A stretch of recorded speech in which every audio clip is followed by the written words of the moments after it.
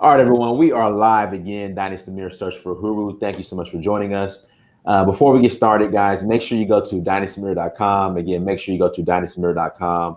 While you're there, buy some merchandise. Also, please join the email list. Again, please join the email list so you guys can stay up to date in regards to what's going on with the brand Dynasty Mirror. Also, like, share, and subscribe, you guys. Again, like, share, and subscribe to the content. We will really appreciate your support. And then Patreon, become a monthly Patreon. Again, become a monthly Patreon. Patreon.com, search for Huru. Supports Black media so we can continue to share our own story and share our own narrative. So we have my brother on with us today, Ebube Okoli, everyone. And today's topic is, the more people I speak to in the Nigerian diaspora, I think this is the first time. Now, I'm relatively new, to the Nigerian diaspora, relatively new.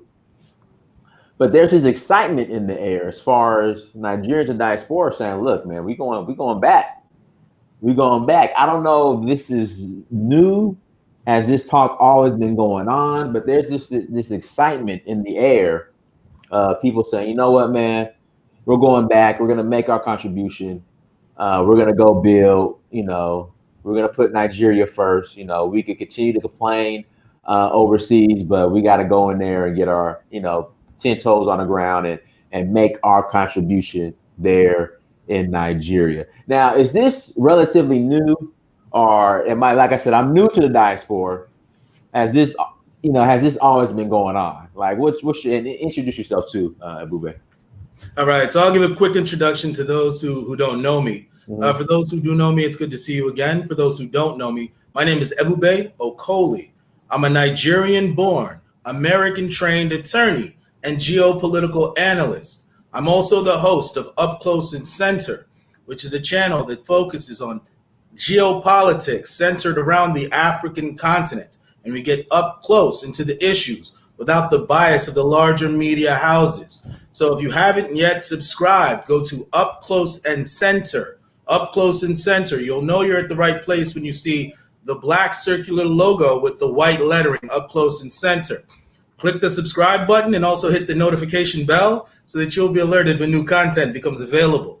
Also, I want to say a special thanks to those who have subscribed and are using the comment section. The goal of the comment section is to further analysis of what just happened, what you just saw. So after every episode, there have been quite a number of people flooding the comment section, furthering the analysis. I can't read all of them, but the ones I have read are very good. Keep it up. That's the purpose of the comment section. So once again, it's Up Close and Center. Go there and subscribe. So in regards to the Nigerians being excited going back home. Right. That's a good topic. And that's something that's very exciting. Now, before we look at those who are excited to go home, we have to look at how people left in the modern era. So I'll go back about 164, 65, 180 years. Now, if we look at the first Nigerians that voluntarily left Nigeria to further or benefit themselves economically or academically, we look to southwestern Nigeria. And in southwestern Nigeria, you have Lagos, and the people, the indigents of that state, are Yoruba-speaking people. The state is also synonymous with the city. So some people say the state or the city. They're one and the same for this analysis. And so you had people leaving there as early as the 1870s and 1860s. As a matter of fact, the first Nigerian who studied in the UK for law, I believe graduated in the late 1870s. A Yoruba man who studied there. So that shows you that Nigerians have a long history of studying abroad in the West to gain further higher education. So the first wave of Nigerians that left were the few who left in the early 1900s and the late 1800s. Now that group was a small group, but that group was a substantial group, and that they did a lot of the first accomplishments were by this small group that left in the late 1800s and early 1900s. It wasn't a lot, but that was the first group. And they mainly consisted of Nigerians from the southwestern part, the Yoruba. Till today, there's even a stereotype that Yoruba people love education. And this is because they have a very rich history of pursuing higher education, even outside of the country. Over 150 years of that tradition. And a lot of them brought those skills back. So that was the first group.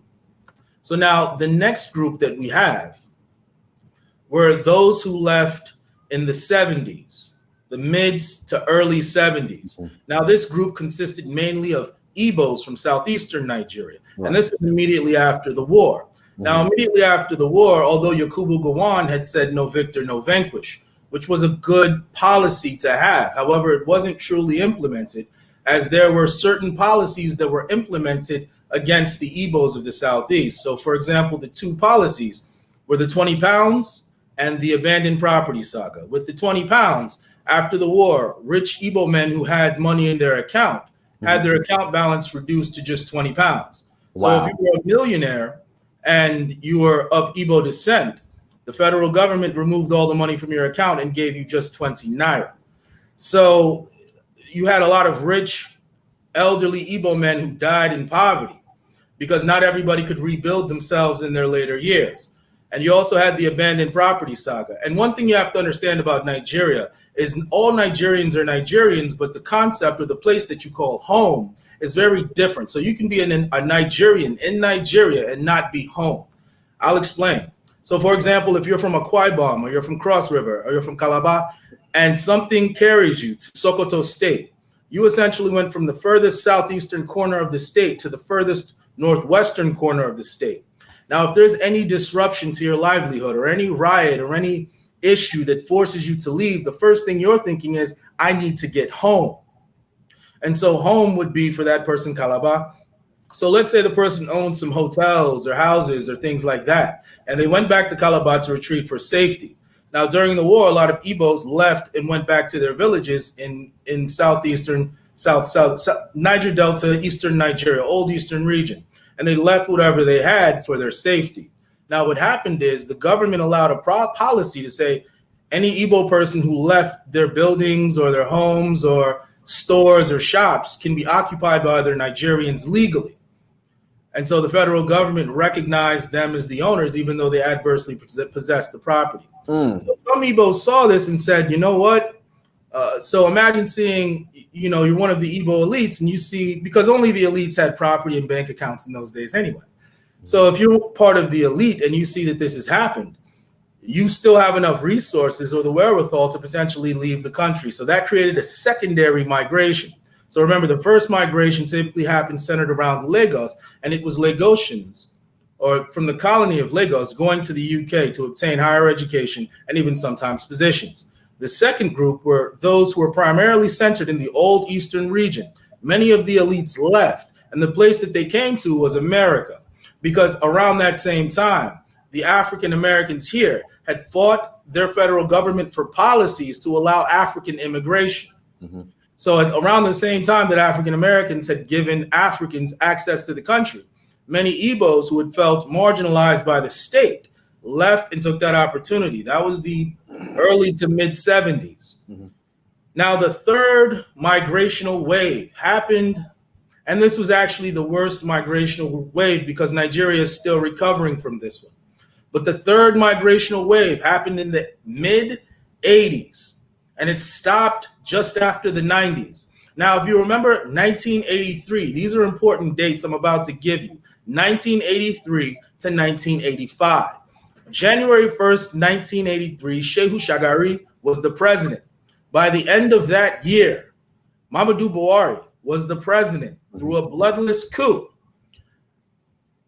2 years later, the end of 1985, Ibrahim Badamasi Babangida is the president. So imagine you're a Nigerian, a Nigerian who's in the middle class. You're a surgeon. You're one of the best in the country. And within a period of 2 years, you have 3 leaders, 2 of which came about by coups. And the first overturned a democratically elected government. And you don't know when the next government's going to be democratically elected again. All right. So now what happened is a lot of the best minds of the country said, right now, Nigeria is not serious. It's best I go somewhere else. And that's exactly what they did. So you had surgeons in Nigeria who were some of the best surgeons, who now said, you know what? I will go to America. I will redo med school. I'll do whatever it takes just so I can have a good future for me and my children. And many of them took them and their children outside of the country. This is the wave that immigrants such as myself came to this country. And many in my generation also came through the late 80s, early 90s due to political and socio-economic instability in the country. So now, those are the three waves. Now, like I said, the third wave is the last wave, and that's what robbed Nigeria the most, because they called that the brain drain. Because someone who will do med school in your country, decide it's not good and take the risk and finish med school in another country, that person is brilliant. You want to keep that mind in your country. Right. But unfortunately, that wasn't the case. So now you have three waves of immigration. The first started in the 1850s, the middle was the 1970s, and the latter was the 1980s through the early 90s. So now within those three waves of immigration, you had two types of mentalities. The first mentality was, I'm leaving Nigeria and I'm never going back. I'm going to do the first thing I can to get citizenship of wherever this plane lands, whether it be the UK or the United States. Right. Then you had another group that said, you know what? I'm going to America for a certain task, for a certain duration. And once that duration is done, I'm returning back to my homeland with the capital and the skills I acquired in this new place. So you only have two types of Nigerians. And even till today, there's only two types of Nigerians. Right. When I meet a Nigerian, within 25 minutes of conversating with him or her, I know whether or not they're going to be in the category of Nigerian that wants to return back home, or the category of Nigerian who sees America as home. And once again, there's nothing wrong with that. But most times, the mentality that they have is predicated on the mentality that their parents had coming to the country.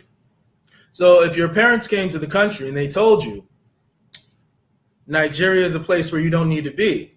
Right. Then you grow up with that, and then you watch some of the Western media.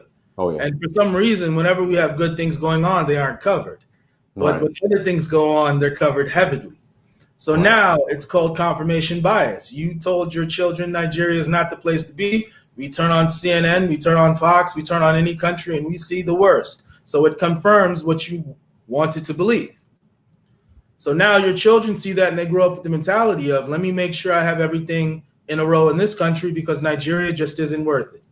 Or you might have grown up with parents like mine who told you, hey guys, once you become men, you'll be able to take care of yourself. I'm going back home. Right. So make sure you make good decisions because at the end of the day, Nigeria is home and you can meet me back there, which I respect that very much so. So now what we're seeing is, and within those three waves of migration, it depends on how you count it, right? So for example, if you count those who were born in Nigeria and came to the United States, that number pales in comparison to the number of people who have a Nigerian father or a Nigerian mother or a Nigerian grandparent. Now, if you count grandparent onward, there's over 5.6 million Nigerians. That's counting even the children who may have been born in the UK or the United States. And Nigerians have very high fertility rates, 3.7, which means the average Nigerian woman is having 3 to 4 children. Right. Abroad. So for every 1 or 2 Nigerian people, you see that you double that number and then potentially double it again based on how long they've been here and whether or not there's the presence of grandchildren. So now within that let's say 5 million roughly, let's say we take 10% of 5 million. That's 500,000 if my math is correct, and I believe that it is. Mm-hmm. So now you have 500,000 Nigerians, and that's just 10% that have the mentality of the parents who said Nigeria is still home. And the good thing Nigerians did is when they came to this country, they understood what it was and they received proper coaching from their parents on what to take advantage of in this country in order to economically empower yourself. There's the whole joke about if you bring home, out of 100 points, you bring home a 98 to a Nigerian parent.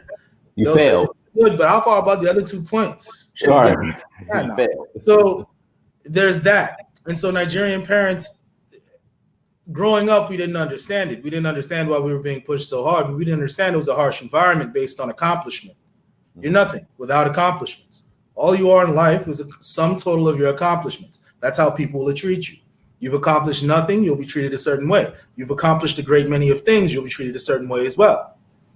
So now Nigerian parents push for accomplishment, which was good. And many of those who are pushed are looking back and seeing the benefits of being pushed and the fact that they're economically empowered. And the smart ones know that it's best to invest in a place where you can actually obtain power and wealth. And that's what they're doing. Guys, make sure you hit that like button again. Hit that like button. In today's topic, we're speaking on the exodus. Again, this excitement in the air in regards to the Nigerian diaspora going back to Nigeria and building. Why are, and you kind of went into it already, but again, why is there this new excitement and just this new, people have this new, they're very optimistic in regards to the future of Nigeria? Well, here's what's happening. And you have to remember, think of the last wave. The last wave left in the mid 80s to about the early 90s. And they left because, for example, from 1983 to 85, you had 3 different heads of state. That's not a serious nation. And Africa now, through Goodluck Jonathan, has showed other African nations that there doesn't need to be bloodshed for an incumbent party to lose to the opposition. That day, the same day the election results were called, Goodluck Jonathan sacrificed any ambition he had for the purpose of democracy to show other African nations that you as a president of one of the most powerful, richest nations in Africa can step down without there being bloodshed. A lot of people don't give Goodluck Jonathan his credit, but for him doing that alone, he showed Nigeria was a serious country where the rule of law applies. So now a lot of people are seeing that. And we went from a place where from 83 to 85, we had 3 different presidents and 2 coups, to a place where one of the largest,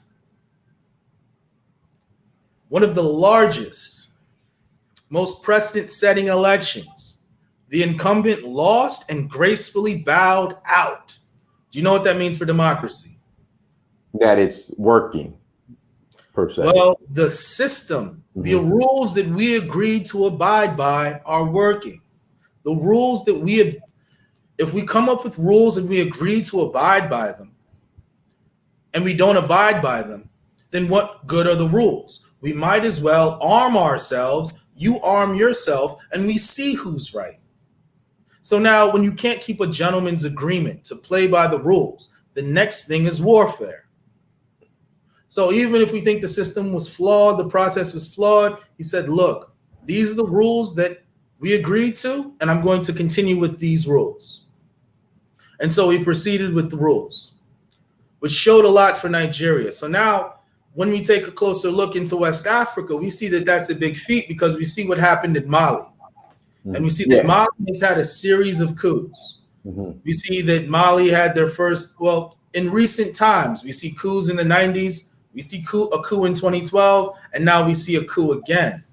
And we have to understand how fragile internal democracy is in a nation. Because at the end of the day, if I have enough guns and enough people that believe in what I say, I can just take power. I don't have to go through the system. Yeah, sorry about that, Ebube. It's all good. Take your time. My camera was at it. Now, can you expand a little bit more on Mali? I know it's somewhat off topic, but just if you could kind of expand on what really happened and what's going on. So I know they've had like 3 consecutive coups in the last, like 8 years, maybe? Well, in the last 8 years, the last coup was actually 8 years ago in 2012. Okay. And the catalyst of that coup is that you have to understand, Mali was it's like most countries, it's a grouping of nations put together. And they've had issues because Mali straddles the Sahara Desert and the lush greenlands in the south. And so they have the same farmer herdsman clashes that are seen all over West Africa. Now, outside of that's in the middle of Mali. The Niger Delta of Mali, if you will, is the center of Mali. Right. So now in the center of Mali, you have herdsmen, you have Tuaregs, and you have people calling for the independent state of Azawad, which is what they believe northern Mali should be, plus other areas annexed from other areas in the Sahara. So there was a war between those separatists and the central government, and the soldiers were claiming that there was corruption and that the government wasn't properly supplying the troops with weapons and things. I believe that the money was going missing, which is a common problem or a common allegation on the continent. So what they did is they said, you know what, we might not have enough guns to fight those rebels that we're supposed to fight, but we have enough guns to take over Bamako and topple the central government. Right. And that's essentially what happened. Mm-hmm. Unfortunately, though, they returned back to civilian rule. And that's the odd thing about Mali. Mali almost uses coups to reset the government. Right. Whenever the people feel the government isn't doing right, they'll protest in the streets. They started protesting June 5th to say, hey, there's corruption. The economy is bad. We have 46% of the people living in dire needs. We need something to change. Mm-hmm. And because the economy isn't moving how it normally is supposed to, the government didn't have enough money to really take care of everything they needed to take care of. And also, too, there were some flawed parliamentary elections as well. Mm-hmm. And at the end of the day, the courts made a decision that really favored the president. And that's why a lot of the protesters, for example, burned the Ministry of Justice, because they said there was no justice. He was essentially a rubber stamp for the president to make his party the majority. So there was a lot of factors in Mali. Right now, the people who plotted the coup are asking for 3 years to set up a government.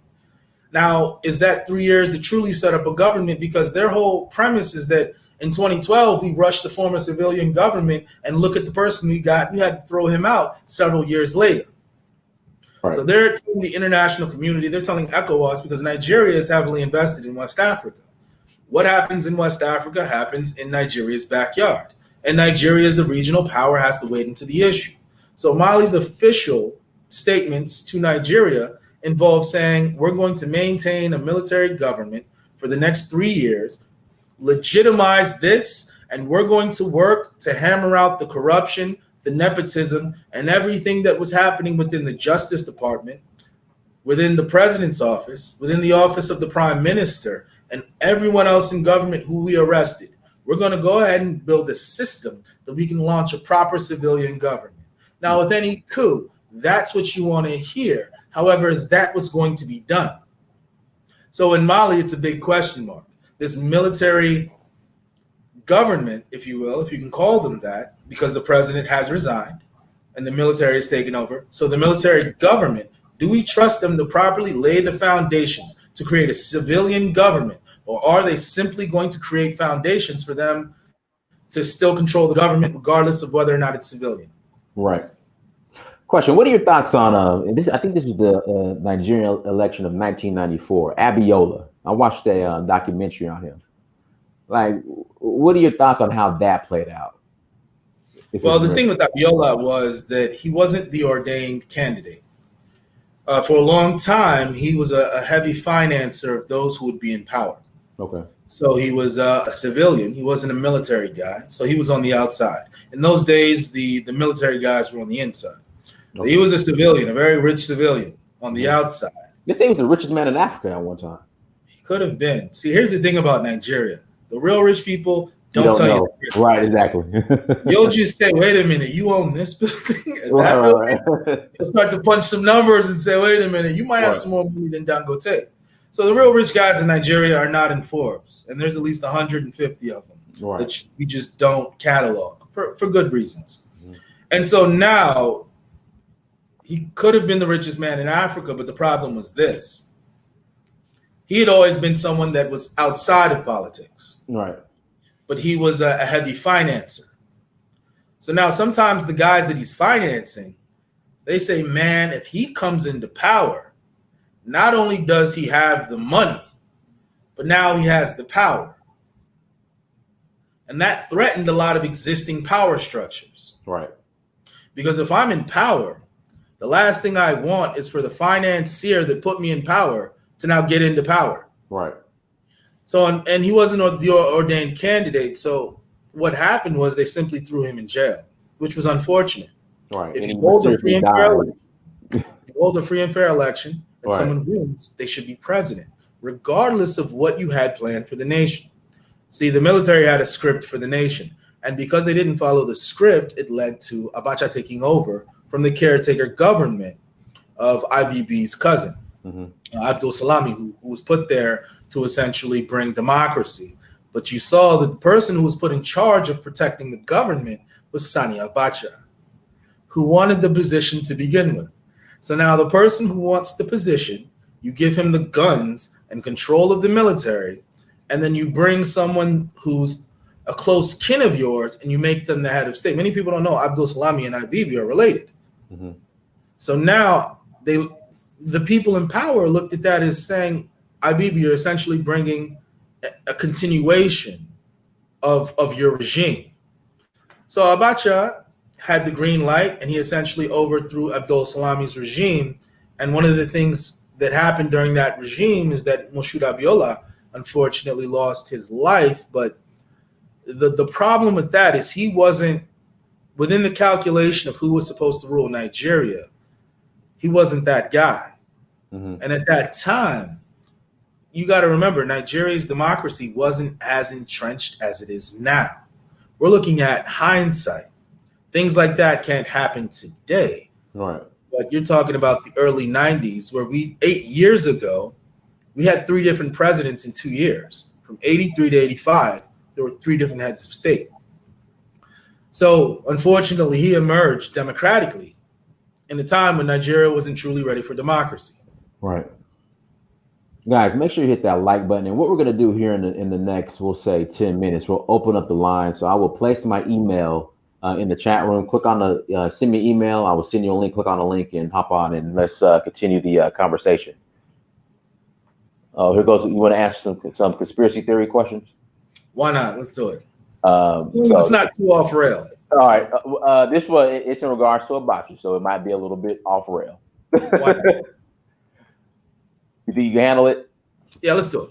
Okay. Do you think the CIA are, from my understanding, Filipino prostitutes were involved in Abacha, his untimely death? And they also talked about the apple that he ate that gave him a heart attack, correct? It's the apple. He took some Viagra with some Filipino hookers. Yeah, now, I heard about 3 of them. We have to separate what we know from what we think, right? We know that he died. That's what we know. Right. We also know that around that same time, Abiola died. Now, some people try to link the 2 deaths and say, well, maybe there was outside interference. So now let's say that's true. For example, Abacha had become very close to the president of Niger and Gaddafi. Oh, okay. Very close. So now you have one of the wealthiest, largest nations in Africa inviting Gaddafi and passing policies and publicly agreeing with Muammar Gaddafi. So now you know the trouble that that's going to bring. Right. So now, based on that alone, Abacha's affiliation, and also too, the Niger Republic, that president as well had similar issues. And so we look at those 3 men and we look at what happened to them. And so certain people may say that those who benefited from them not being there had a hand in them passing away or being removed. And that's very understandable. That's a logical conclusion. However, in terms of actual concrete proof, there's nothing to prove that. And you have to remember, in Nigeria, we have a culture where men will stand around newspaper stands and people will spread their analysis, like the comment section at Up Close and Center. Right. So now they're going to talk and those things get picked up. But we don't know for a fact. There are things that we believe and things that we know. You know what your name is. You believe you left your keys on the couch. Right. So now we don't know for a fact if that's what happened. Some people may believe that, and there may be credibility to that, but we just don't have the evidence to conclusively say that's what happened. As far as the direction that Nigeria is going in now, how do you feel about it? Like, what are your thoughts? Well, here's the thing. Nigeria is in a very difficult place because the future isn't oil. And the future is for those who are resilient. How resilient is Nigeria right now? And you see, what's going to happen is this. Nigeria is going to change in a decade. You see the leaders that we have in their 70s and 80s. Mm-hmm. That's not the future of the country. Those are holdovers. Right. At that point, you should be in your village home, enjoying yourself, enjoying the life that you made, waking up every day doing exactly what you wanted to do with life, as opposed to still trying to dominate and control the levers of power. But if you understand Nigerian society, you have to understand that Nigerian society, it's not a culture. It is a culture that's dominated by age, meaning the older you are, the more respect you get. Right. Man or woman of 50 who enters into a room where people are in their 20s and 30s, those people will instantly stop what they're doing, stand up to greet that person in their 50s. That's just our culture.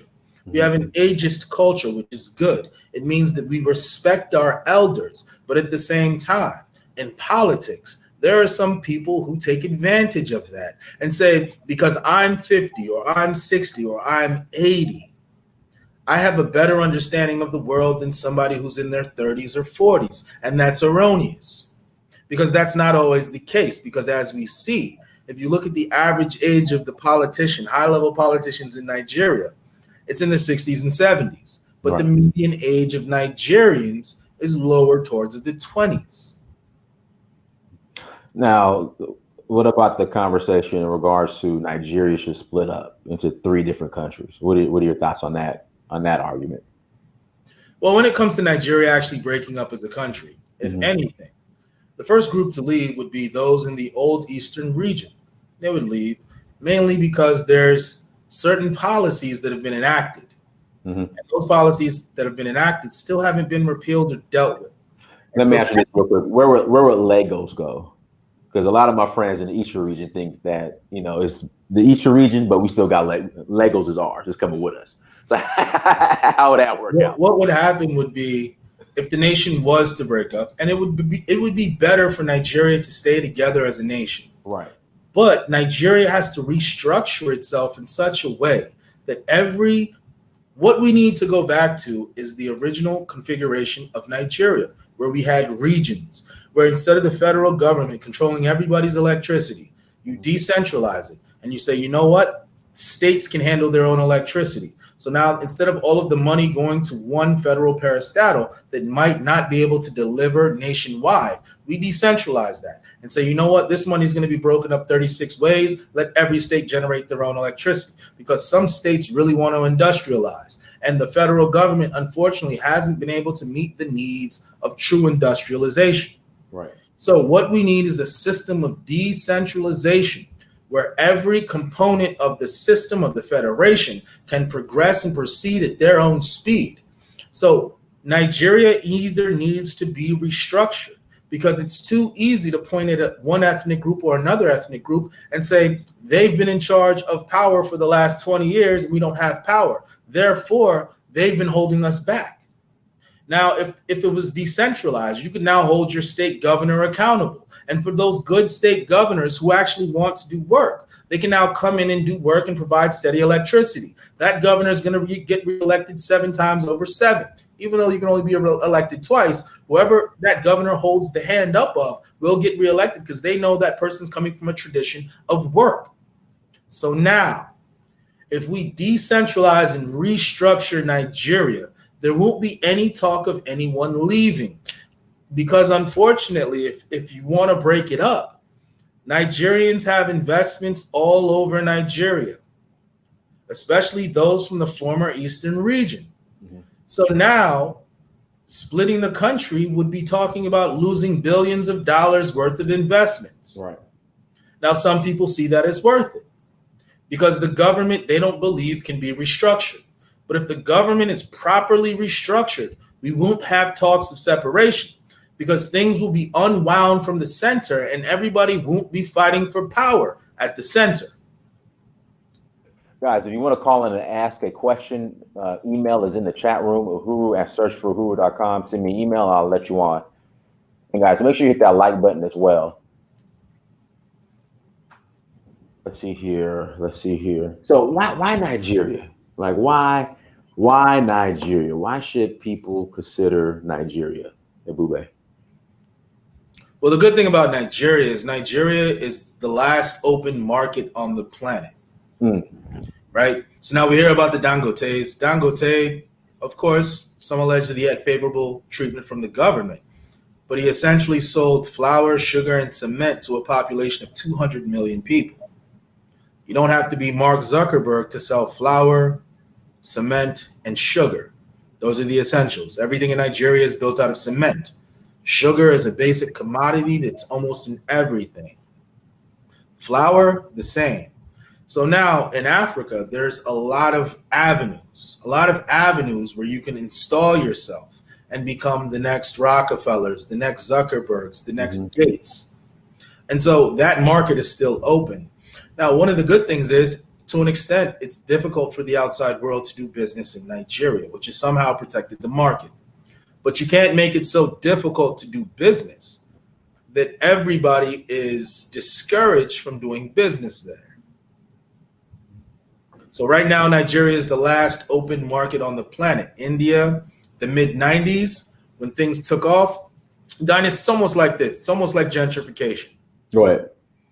Now, when it comes to gentrification, there comes a time when, for example, I remember someone discussing Gary, Indiana. Right. Proximity to Chicago. Right. Gary's the perfect place for Black people to aggregate their wealth because Black people are wealthy. Don't believe what you hear. Black people are not poor. Black people just have poor spending habits in America. Right. But if Black people were to aggregate their money, you would truly see how rich Black Americans are. They're a very rich set of people. So now you look at somewhere like Gary, Indiana. There's going to come a time when Gary, Indiana gets gentrified. And then people are going to hear about Gary, Indiana and say, you know what? I want to buy something. And they're going to realize that 5 years ago, had I done this, I would have been paying 15% of what I'm paying today. Shoot, 50%, 60%. That's how it is here in Atlanta. Like the neighborhood I'm in the West End. I mean, 2014 when I bought, I mean, they were giving stuff away. Now, like prices have almost tripled. Easily. Yeah. And that's how Nigeria is today. Nigeria is about to industrialize. And some people don't believe it, which is good, because the people who believe it will be taking a risk. And the people who believe it are people who believe it based on actual metrics. So now they're saying, I know, not just I believe, I know that Nigeria is going to be the spot within the next 10 to 15 years. Then after that, it's going to be difficult because the people who took advantage from here until 2035 will be in position for when 2050 comes and Nigeria is going to be an almost $5 trillion economy. All right, Mike, I sent you the link. Mike Olawale, I sent you the link, brother. So we're waiting on you. And guys, please make sure you hit that like button. Here comes Mike. Go ahead, Mike. Hey, Dennis, what's up, man? Yeah, what's going on? Oh, great. Give me 1 second, man. Let me just connect this.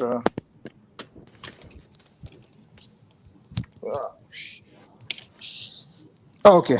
Hey. Yeah. So, hey, my brother, man. How are you, man? Ebube? How's everything? Oh, great, man. Fantastic, man. I really 1000% agree with your point, man, that the way forward for Nigeria, honestly, that will really get us on a path of like just where everybody will motivated and start developing is restructuring. And you and I know the history, right? Because that's exactly how we started, right? When the British left, we had the most intelligent people. They took over from the British and they sat together and said, listen, man, what do you think? How do you think we can forge forward as a nation? I mean, like, it's like nations within a nation, you know? And they came to the point where they say, you know what? Let's have a regional system where these nations that are already so powerful and have like unique ways of doing things and unique ways of ruling themselves and unique ways of practicing economics. How about we create one country and have a regional system where, okay, these nations, kind of like you have Nigeria back then was like what the UK is today, where you have England, Wales, Scotland, right? They all United Kingdom, right? So Yes. and they all have their own. It's pretty much a regional system. That's what it is, and there's no conflict. Federalism. There's no issue. Exactly. Thank you, federalism. Yeah. So today, and when we had that in the beginning, Nigeria was progressing, wasn't it? Well, here's the peace. thing. Well, here's the thing. See, the original system, it was a good system, but unfortunately, there were flaws in the system that were hung over from colonialism. So now, even though there was true federalism and every region had resource control, which is a big hot topic today, even though each region had true federalism, you had a large segment of the country that didn't want to be independent. You're aware, correct? Yeah, that's the note. Yeah. And well, okay, we'll say it's was it? now, I may be wrong. I mean, correct me. No, we had large regions that said Nigeria could have gained independence 5 or 6 years prior to when. Yes. Exactly. Yes. And so now, some claim that there were neo-colonialistic leanings when the British left because certain things they did weren't in line with the original agreements. However, those original agreements, people just said, you know what? Let's forget the original agreements. At least the British are leaving. And you have to remember, these Europeans, when they left Africa, they didn't just get up and go. They put certain structures in place to ensure that their power would be there even when they left. And so now when you have those structures still in place, it starts looking like neo-colonialism. And so now you had a group of people who said, you know what? And you know what's funny? What's crazy is that there was a coup in 1967. And the coup... Actually, 66. Oh, 66. And 67 was the Declaration of Biafra. In 66, the coup plotters, you had a man from the Niger Delta named Kaduna Nzagu. And in his book, and when he wrote, he originally did the coup in order to put Awolowo as the president, because he believed that Awolowo would have made a better president, but had been systematically cheated and was left out. If you remember, Awolowo was him and his whole faction. They were really marginalizing him and his whole faction. So now Nzagu's coup, according to him, from his own mouth, he stated that his coup was in order to put Awolowo into power, in order to defeat the structures that were left there by the colonial government. So even though we had a good model, there were problems because certain factions, you saw what happened in the Southwest, all the troubles Awolowo went through, the protests, everything. They really shamed him out of office when he was one of the brightest. He was one of the best minds we had in the country, and you saw what happened to him. So even though we had a good structure, things weren't perfect because we had people like him being thrown into jail.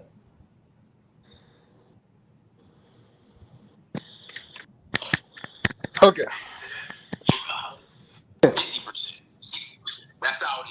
Okay. No, sorry.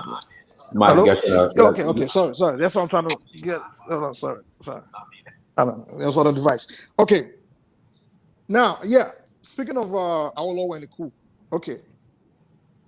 Awolowo actually was one that him and Zik, because remember when the British were in Nigeria has over 200 ethnic groups, but when they were in Nigeria, like at least 256, way more than that, exactly. A lot.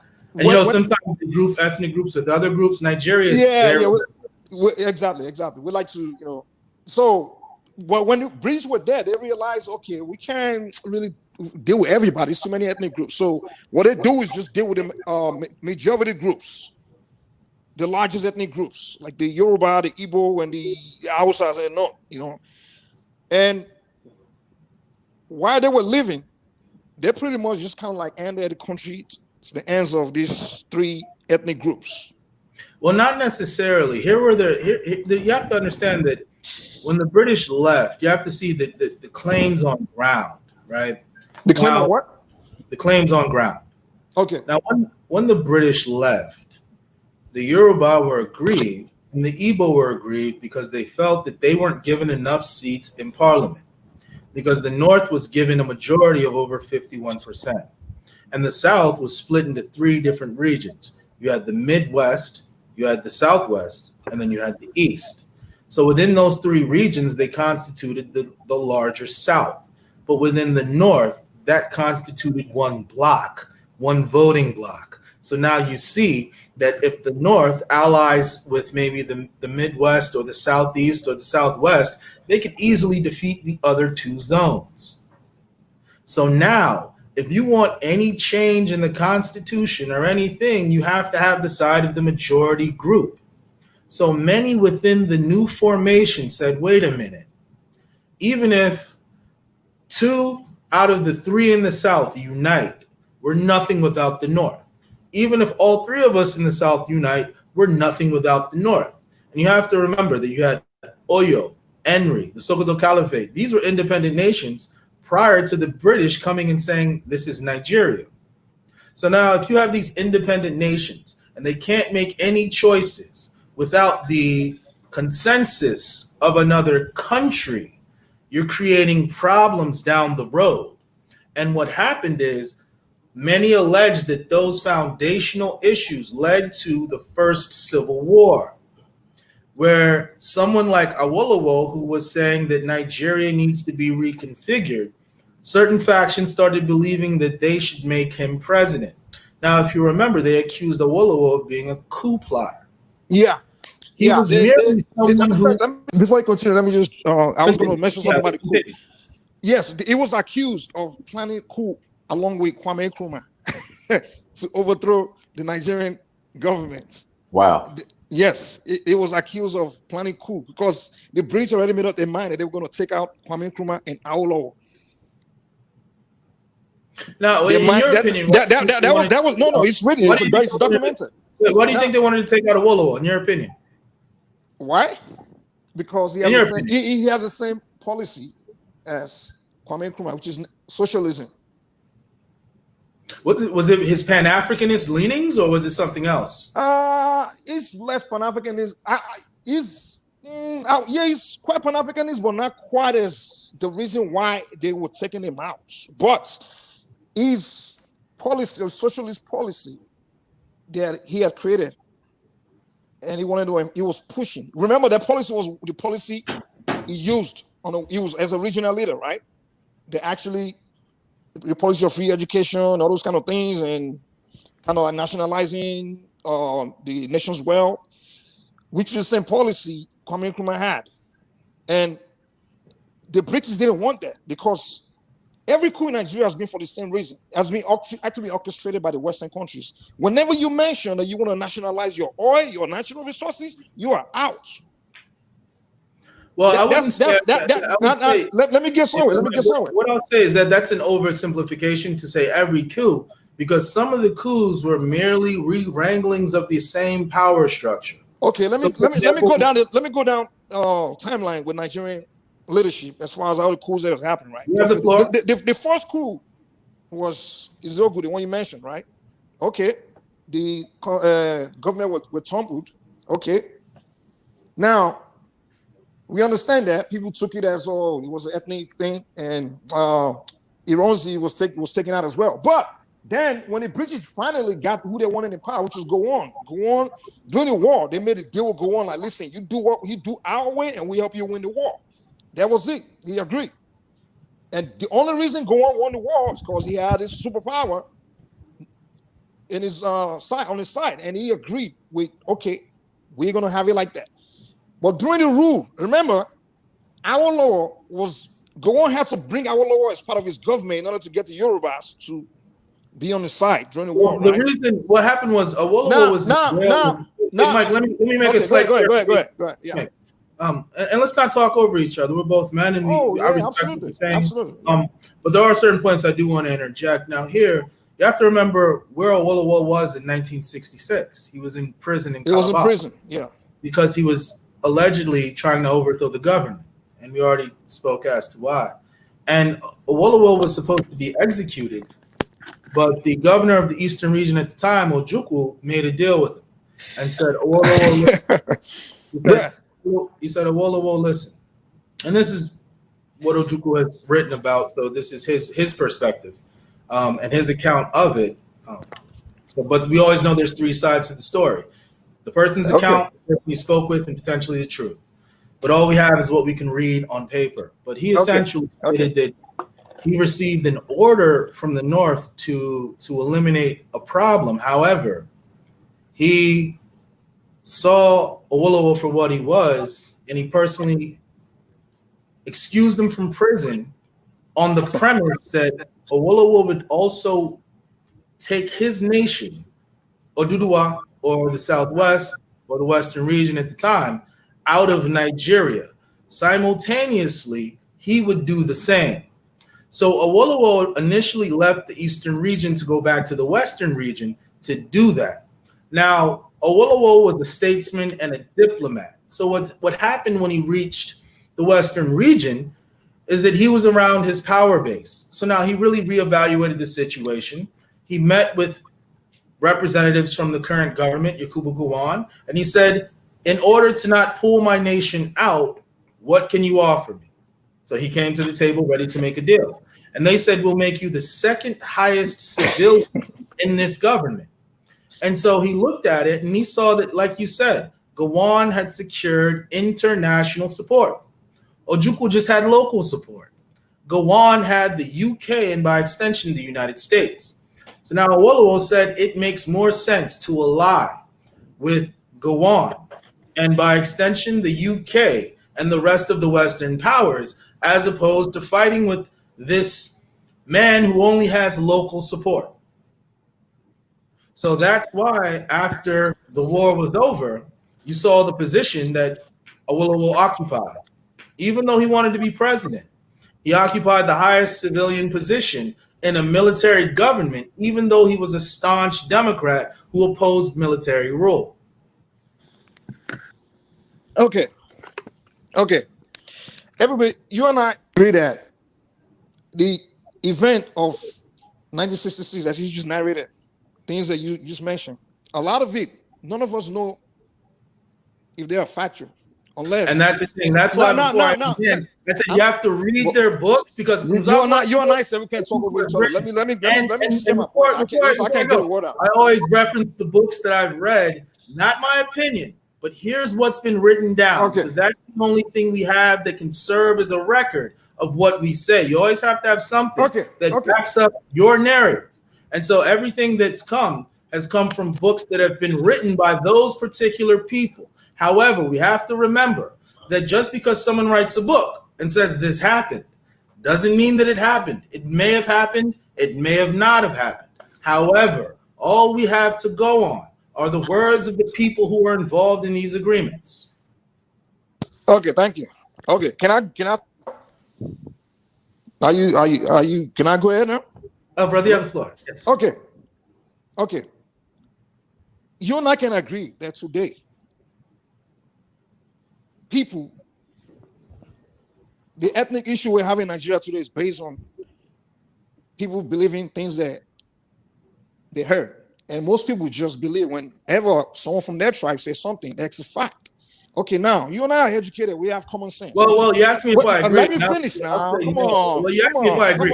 And I'll say, no, I don't agree. The problem we have in Nigeria is I can't talk. Can I at least finish?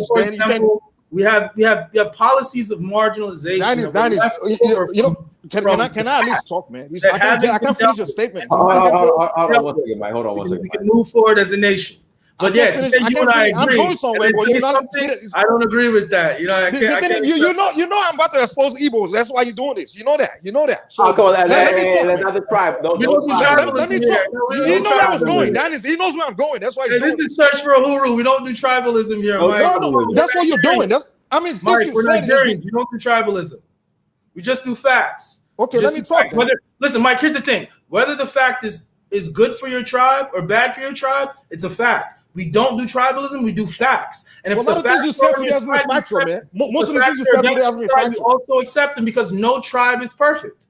No tribe in Nigeria is perfect. And so the bad about your tribe, the good about your tribe, you accept, but you don't use the bad to hammer another tribe. Let's do it facts. Let's do it facts. Let's do it facts. We're both Nigerians. And that's something we have to get into both of our heads. We're both Nigerians. So we're not going to do any tribal bashing. We're not even going to go there because I sense that you're an intellectual person and I respect that. Okay, fine. Continue. Fine. Okay, fine. Okay, before I came on the show, you mentioned that Abacha overthrew Abdul Salam, man. That's not factual. You actually overthrew Shonekon. Okay, that's one. Okay, so just let you know that you haven't been factual all along. So give me a chance. Good call. Give me a chance. Okay. Most Igbos today have deep hatred for Yoruba people because Ojukwu says something in his book. Wait a minute. You said wait. No. Let me get it. How many Igbos live in Yoruba land? How many Igbos live in Lagos and have Yoruba neighbors? Come on, let's stop spreading hate. Don't say most people hate Yorubas. That's hate talk. That's hate speech. Bro, I speak truth. I'm not gonna sit here and be fake, man. The reason why Nigeria is not developing is because of the division. Don't promote hate here. Michael, we don't promote hate here. I'm not promoting hate. I'm trying to expose something. Allow me to expose it, please. Allow me to expose it. Listen, Mike, we can't have tribalism, brother. We don't promote that on Search for Uhuru. We can't have tribalism. Okay, thank you. Okay. Listen, I have Yoruba friends that are very close to me. I don't hate any one of them. I have love in my heart for all of them. I have Igbos in my family, man.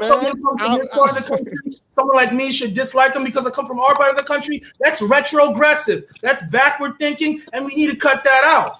Don't speak like that here, please, again. Please. Okay, let's cut it out by you allowing me to speak, please. We're all Nigerians. Dennis, can I speak? You can speak, but let's leave the tribalism out of it. Limit the tribalism. But when you're cutting me off, that's tribalism. Let him speak, brother. Continue. Go ahead. Okay.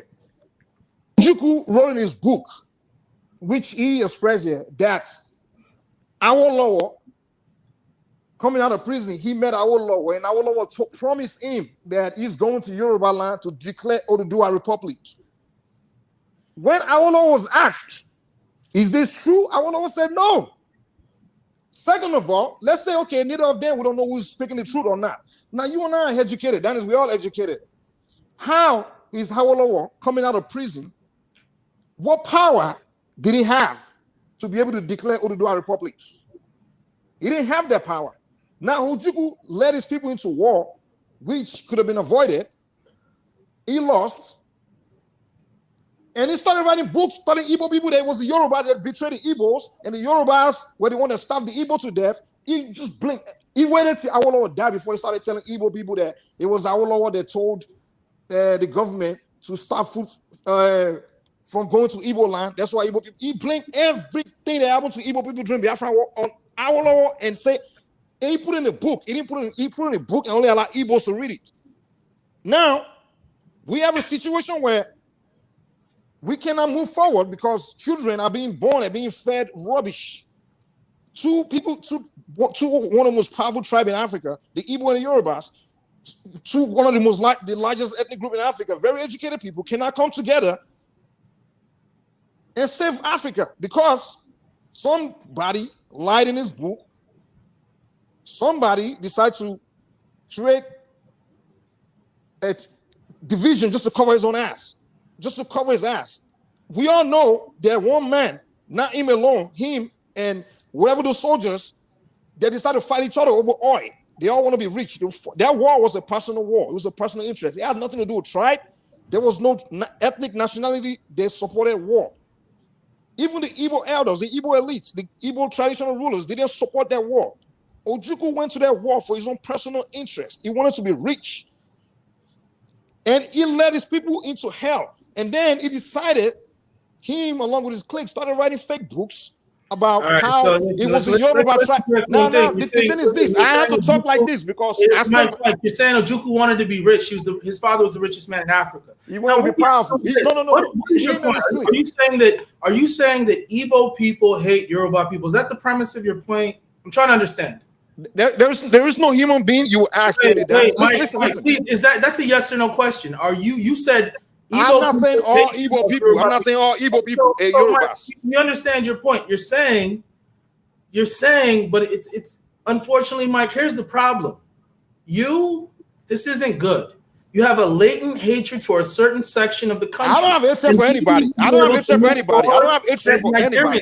Mike, we need to be able to move forward as Nigerians in an unemotional way, analyzing things logically. We need to say where problems were and accept it. Listen, every tribe has faults. We will never move forward. We will never move forward until we start facing the truth. Some are bad, but what I'll never do is take a bad Yoruba person and say he's a reflection of the whole. Who cares? That's a person I don't like, and that has nothing to do with his ethnic group.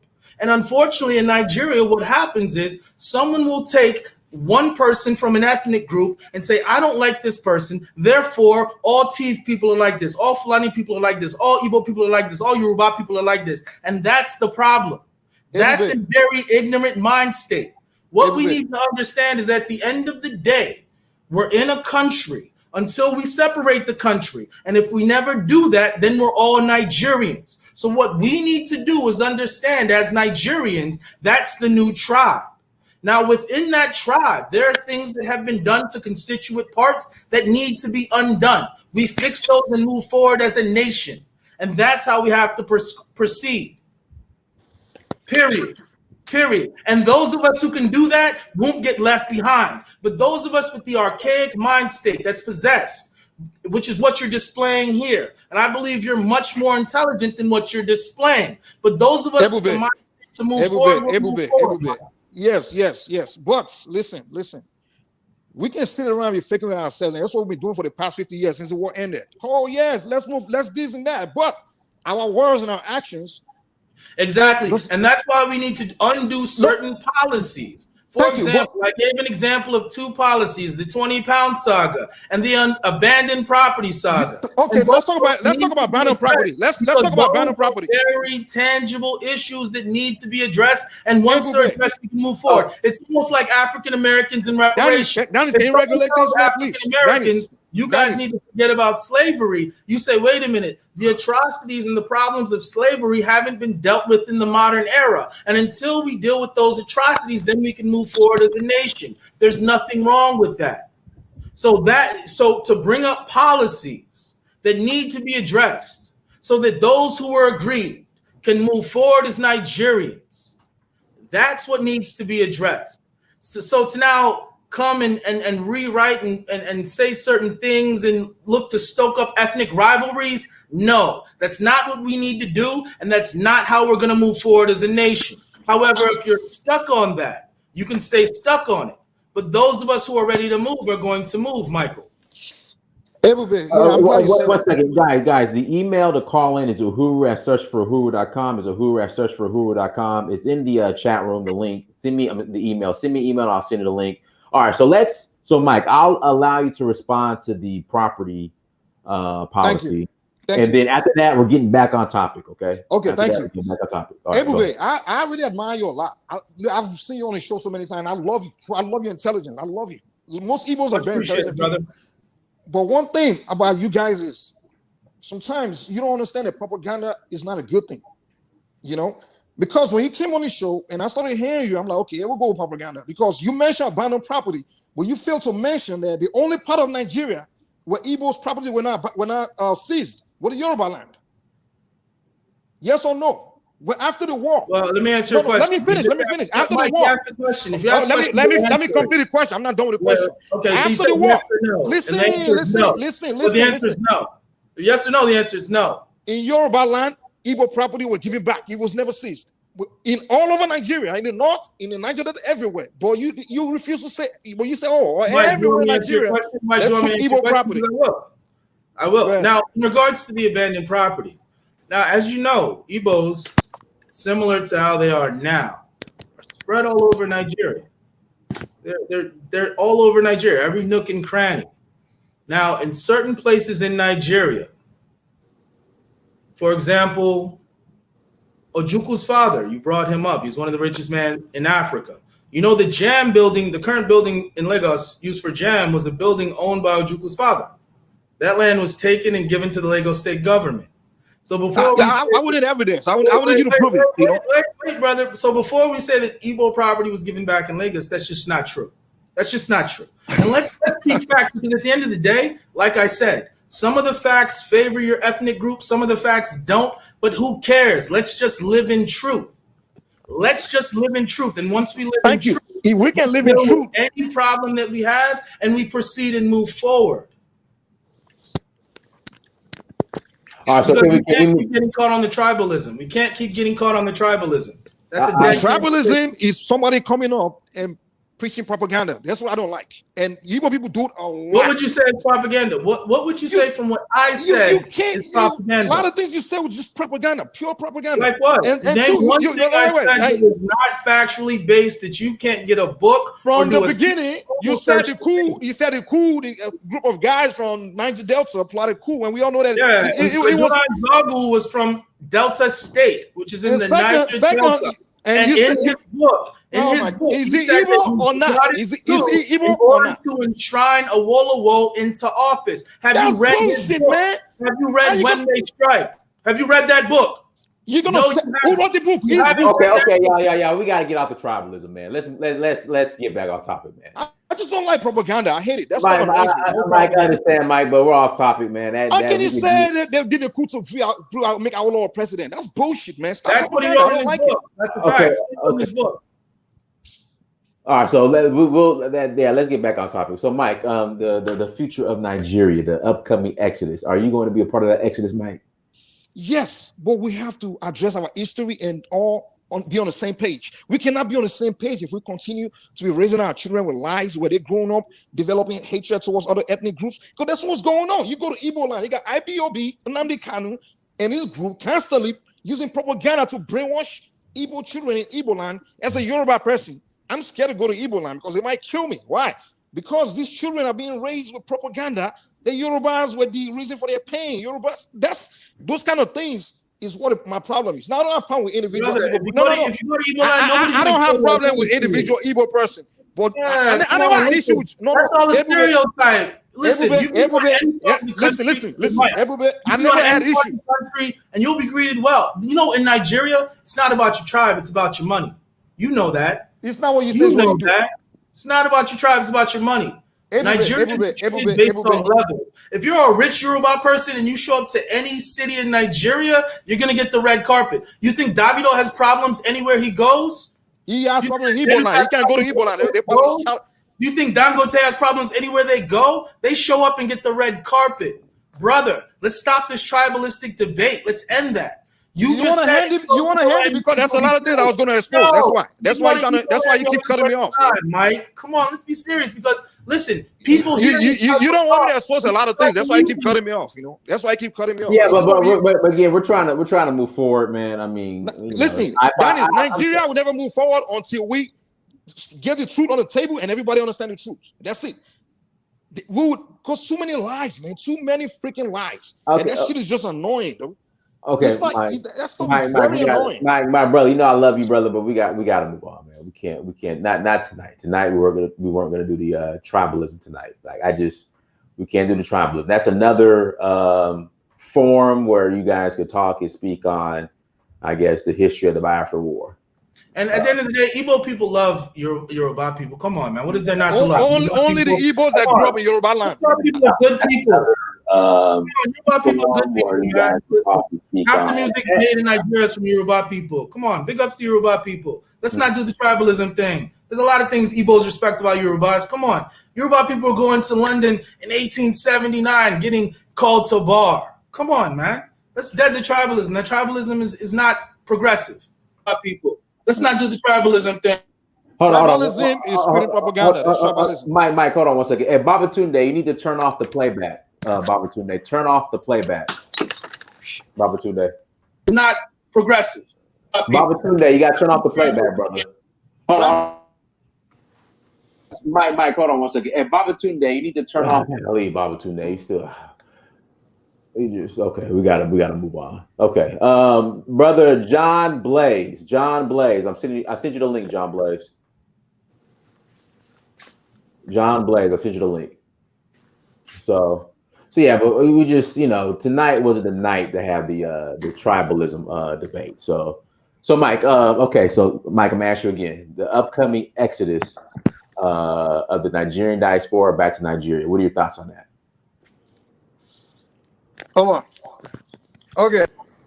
That will be very beautiful. I don't think our division can stop our development. But that's why I agree with him that we need a regional system. We need to go back to regional system because how is a Yoruba person? How is a Nigerian? I know we listen. We have diasporans out there that can come back home and actually change everything. Now, everything, absolutely. Yes. But when we do get back, these issues are still going to be there. That's why I agree with him that, listen, let's go back to regional system. Let Yoruba people control their policies, their politics and their policies. And their resources as well. And their resources and everything. It would be a great incentive. If Yorubas could exploit their resources, the incentive would be there to explore them. And the Nigerians... Listen, let me finish. I can't even talk, man. I can't say nothing. You just will never let me talk. Danny's asked me a question. Well, I get the tactics. I get the game you're playing. It's okay. It's fine, you know. The Igbos control their resources, control their policies, their politics, and everything.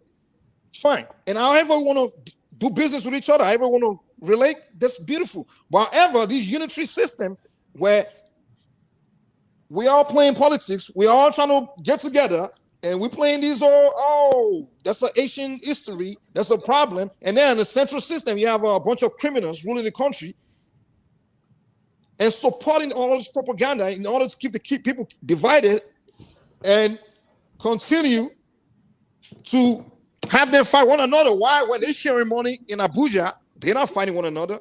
They're Igbo politicians. They're in Abuja. They're Yoruba politicians in Abuja. They're all there making money, and they're enjoying this division that's among the people. It's not allowing the people to get together to work together. Now, my thing is, yes, the diaspora is coming back. Absolutely. They can come and change everything, change the whole thing, you know, which is an all different topic. But however, this history and this rubbish, this hatred that's going on in the hearts of a lot of my Easterners, I'm not saying all Igbos, but there's this deep hatred, and I grew up in this thing. It's even worse in the diaspora. The Igbos I meet in Nigeria, because I grew up in Yoruba land. I didn't know Igbo was this tribalistic until I came to the West. And these people are raising children in America, and they're teaching their children in America to hate Yorubas because, the Yorubas betrayed them. All these things is there, so we cannot deny it. Now, I don't see an individual Igbo person and say got a problem with them, but the moment I run into one. Okay, Mike, you went back to the tribalism, brother. Like, I understand, but I'm trying to, you know. Yes, we need to act. I mean, Search for Uhuru is a tribalism free zone. I want this to be a tribalism free zone. I just, you know, and he keeps back to your. Okay, let me answer your question. Yes, the diaspora need to come back, absolutely. And when they get back, they actually are the one that can make a change. You know, they actually the one is Nigerian diasporans are large enough and successful enough to get back to Nigeria and change Nigeria. I actually do believe that, and I'm actually part of those. And I have so many ideas. I got plans. I have ideas in place that actually I'm enforcing. You know, so I do agree that the diaspora, we definitely have to go back. We need to go back and make a change. You know. Okay. Hey, John Blaze, go ahead. Hello, Dinus. Hello, Ebube. Hello, Mike. Hello, everyone. My name is John Blaze. I'm originally from Nigeria, from Delta State to be particular, but I'm based in London, the UK. I've been following your show, and just want to tell you, you guys keep up the good job. I'm just going to make my comment very, very straightforward. I don't intend to spend too much time. The problem we have here, like you can see, Dynast, as is the civil war in Nigeria, fractured relationship among the two major ethnic groups in Nigeria. So that's the Yorubas and the Igbos. And I don't want to go into the details about what happened, who said what. I'm not here to talk about that. But the civil war, as a result of the civil war, the relationship between those two major ethnic groups was significantly fractured. Now, in the last few years, there have been an effort to repair this relationship in Nigeria. There is a prominent sociocultural group called Handshake Across the Niger that have been working actively to work extensively with leaders on two sides of the divide across the Niger. So have prominent Yoruba leaders and have prominent Igbo leaders as well that have been working actively to kind of address this issue and see if they can come up with a consensus. Okay, because the fact is, for Nigeria to actually attain some of these things that we talked about, the Igbos and the Yorubas would have to work together. Okay, so it is key that whatever differences that the two ethnic groups have has to be addressed, and I'm happy that we are seeing progress made in that area. But I want to see that those progress continue to be made as we work towards addressing some of these historical problems that we have between these two major ethnic groups. I think that should be the way forward. Okay, Nigeria, as we know, still has problems that we're dealing with. We have separatists in the southeast and separatists in the southwest. But I do not want to go into that. Okay, the main thing I think we should push for is to how we can harmonize fractured relationship between the major ethnic group, and I think that should be the way forward. Thank you. Okay, no problem. Guys, make sure you guys hit that like button again. We have almost 500 people watching, so please hit that like button. John Blaze, thank you, brother, for coming on. Babatunde. Hold on. Babatunde. Yeah, can you guys hear me? Yeah, we hear you. Go ahead. Yeah, it's my first time calling in also, and Diana's doing a very great job. I just wanted to contribute quickly. First of all, I do agree with everything the last guy was saying, and I wanted to point out that for sure, Ebube has a lot of very valid position from some of the things that you said about the history and all that of Nigeria. I'm a Nigerian, obviously, myself, and I was born and raised in Nigeria, but I live in Miami now. But I think it's very important that the things that Mike is saying should also be put into consideration, because I believe that he has a lot of valid points too. I don't necessarily see some of the things that he's saying as coming from a tribalistic point of view.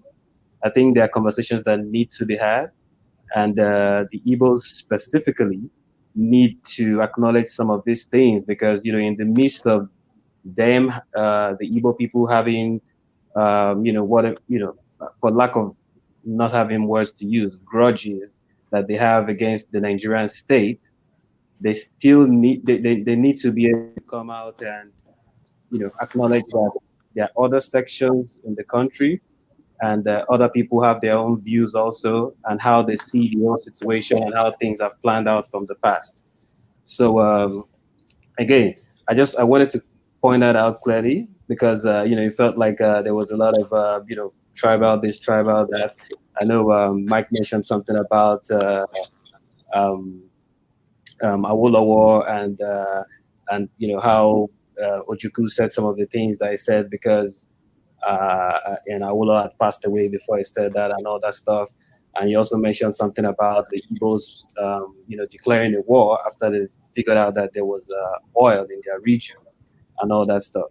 These are stories that have, those of us, and I'm sure Ebube might probably have heard that too from some Nigerians. I will say oil wasn't discovered in commercial quantities until the early 70s. The war took place mainly in the 60s. But either way, what I'm going to say is this, is that from what I'm seeing here, and Mike, I do appreciate you calling in, because this is revelatory of a lot of different things. There's a lot of emotional unpacking that needs to happen in Nigeria, because not being able to have a conversation with somebody logically just about the facts, and there's emotion, means there's a lot of unresolved emotions there. And so what we as Nigerians need to have is, we need to have between the ethnic groups something similar to what Jonathan tried to propose, like a peace and reconciliation committee, where everybody can come and speak freely and say, you know what, I feel this. Because facts don't always cover everything. I like to talk in facts, because everything I say, you can always go research. Like before I started, I said what I'm saying, I based it off of this book and this book, right? So now you can go back and look at the book. I'm not giving my opinion. I'm giving a fact. It's a fact that this person wrote this. Now, whether or not you believe what they wrote is another thing. And so what we need as Nigerians is, we need to all come to the table and say, okay, we're about to be a powerhouse on the continent. What do we have to do to move forward as one nation? Because tribalism is dead in 2020. Let's get rid of that. Put it on the table. Get it all out there. Tribalism is dead. Some of my best friends are Yoruba. Some of my best friends are Fulani. We don't need to have divisions. Now, there are some Yoruba I might not like, right? There are some Yoruba I might like, but that's not indicative of the whole group either way. It's individuals. Because Nigeria, you don't trust anybody anyway. And the few people who you can trust, regardless of the tribe they come from, are the people that are close to you. Ebube, can I ask you a question? Yes. This IPOB, what's their plan exactly? What are they trying to do? Well, I believe you're referring to the indigenous peoples of Biafra. That's correct. Let me ask you too, Ebube, do you support IPOB? Well, the thing is, I'm not directly or indirectly affiliated with the indigenous people of Biafra, so I'm not a spokesperson for them. So I can't speak as to what their goals and their aims are. Mm-hmm. But what I will speak on is this. Now, if you go to the Niger Delta and you ask any Ijo man, are the Ijo people marginalized in this country? What do you think? Hey, Babatunde, my question is for you. If you go to the creeks of Bielsa now and you ask people in the Niger Delta, are you guys marginalized by the federal government? What do you think their answer is going to be? They'll say yes, that they are. Yeah, right. So now, if a certain group rises up based on that marginalization and says, we're just going to destroy oil infrastructure, you can say, well, is that the right thing to do based on the marginalization? So now the reason and the reaction are two separate things. So now the reason, marginalization of the Niger Delta. The reaction was militancy. Hey, we feel aggrieved, so we're going to blow up oil installations. Now, some might just look at the reaction and say, why are these people blowing up oil installations? This is unfair. Now, you look at the Yorubas. After Awolowo was cheated out of an election that Nigerians supported him to win, the country went up in flames. Yoruba people, rightfully so, said, we're ready to burn everything down. So what happened? When it was time for democracy, they said, you know what? We cheated the Yoruba people. They should have had the presidency. Abiola won. So you know what? The next election, it's going to be between Olufale and Obasanjo, period. Why? Because these people were wrong. How is a son from their soil going to win the presidency and end up not being president, but killed in jail? So if you ask Yoruba people, was that a problem? You know what they're going to say? Babatunde, what are they going to say? They're going to say that was a problem, correct? Of course, of course. And so that's not being tribalistic to say that the Yoruba nation was cheated out of the presidency. If a Yoruba person stands up and says it, that's not tribalistic. He's speaking a fact. And rightfully so. Everybody said it was egregious. Look what happened. Just because he won an election, he ended up in jail and dead. Very unfortunate. That was a black eye for democracy. So now what we need to do in Nigeria, we have to recognize the fact that some ethnic groups have legitimate problems with the government, the federal government, how things are being done. And just because they voice those doesn't mean that they hate Nigeria or other Nigerians. If someone in the Niger Delta says, hey, look, $100 million come out of this soil every single day, and we don't have hospitals, roads, primary schools, secondary schools, and yet we see these things in other parts of Nigeria. For too long, those people were ignored. And you know what happened? They didn't get any attention until they started kidnapping Oyibo or blowing up oil installations. Is that the right thing to do? Are we going to say, we're not going to listen to you until you're violent? That's the wrong thing to do. And so, unfortunately, we use tribalism as a convenient excuse to say, oh, these people are mad because that's their tribe. Those people are angry. No, no. Every tribe has been done wrong in Nigeria. And until we're ready to put those wrongs on the table and address them so we can finally move forward, because the outside world, they view all Africans as the same. Africa is the same country, in case you didn't know. All you Africans are the same. That's how we're viewed in Nigeria. So the quicker we move past us going at each other's throats tribalistically, the better, period. All right, 1 second. Mufasa, go ahead, bro. Yeah, peace, y'all. Kurole, Dinus. But yeah, the only question I have for Ebube was, you talked about decentralizing, which it sounds like a middle ground between everybody saying they just want to separate, which as I talk to a lot of people, just randomly talking to people, I hear a lot. Like people saying, let's just split. And but my question to you is, what do the political logistics of that process look like? Like I know in the United States, the states, I think if you get 34 or 35 states, you can overrule the federal government in amending the Constitution. I know Nigeria is close to the United States, but what are the technical way that would have to be done, and how would that have to happen politically, like in reality? Great question. Now, if we look at it, how it had to happen. Now, see, it can come from the president, but that doesn't mean a thing. If we look at Goodluck Jonathan's regime, they had the Sovereign National Conference, of which Dora Akunyili spoke, and she was very well noted before she passed away. But Goodluck Jonathan called every nation, every group, every ethnic group, every religion, every tribe, and sat together, and they agreed on several key issues. They debated. And the same way Mike is passionate, we need people like him at the next Sovereign National Conference to speak for Yoruba people and say those things that need to be said out loud. So now you call everybody together and you lock them in a room and you say, we're not leaving until we figure out how to get this nation forward. Now that's I didn't come here to speak for Yoruba people. I just came here to speak against propaganda. I just don't like propaganda. Okay. All fair, Mike. I really don't care all fair, Mike. You're right. So now the presidency, and Mike, I didn't mean to mischaracterize your words at all. I have a great deal of respect for you. So now the presidency can now go ahead and say, here's the script, but it has to go to the National Assembly. And in the National Assembly, there's the green chamber and the red chamber. So within the National Assembly, it's almost like a bicameral legislation of what you see here in the United States. So you're right, there's the presidential system. But any restructuring has to go back to the Constitution. And within the Constitution, the only group that can truly change the Constitution is the National Assembly. So now you would have to come up with something and say, this is the blueprint for how we're going to restructure the country.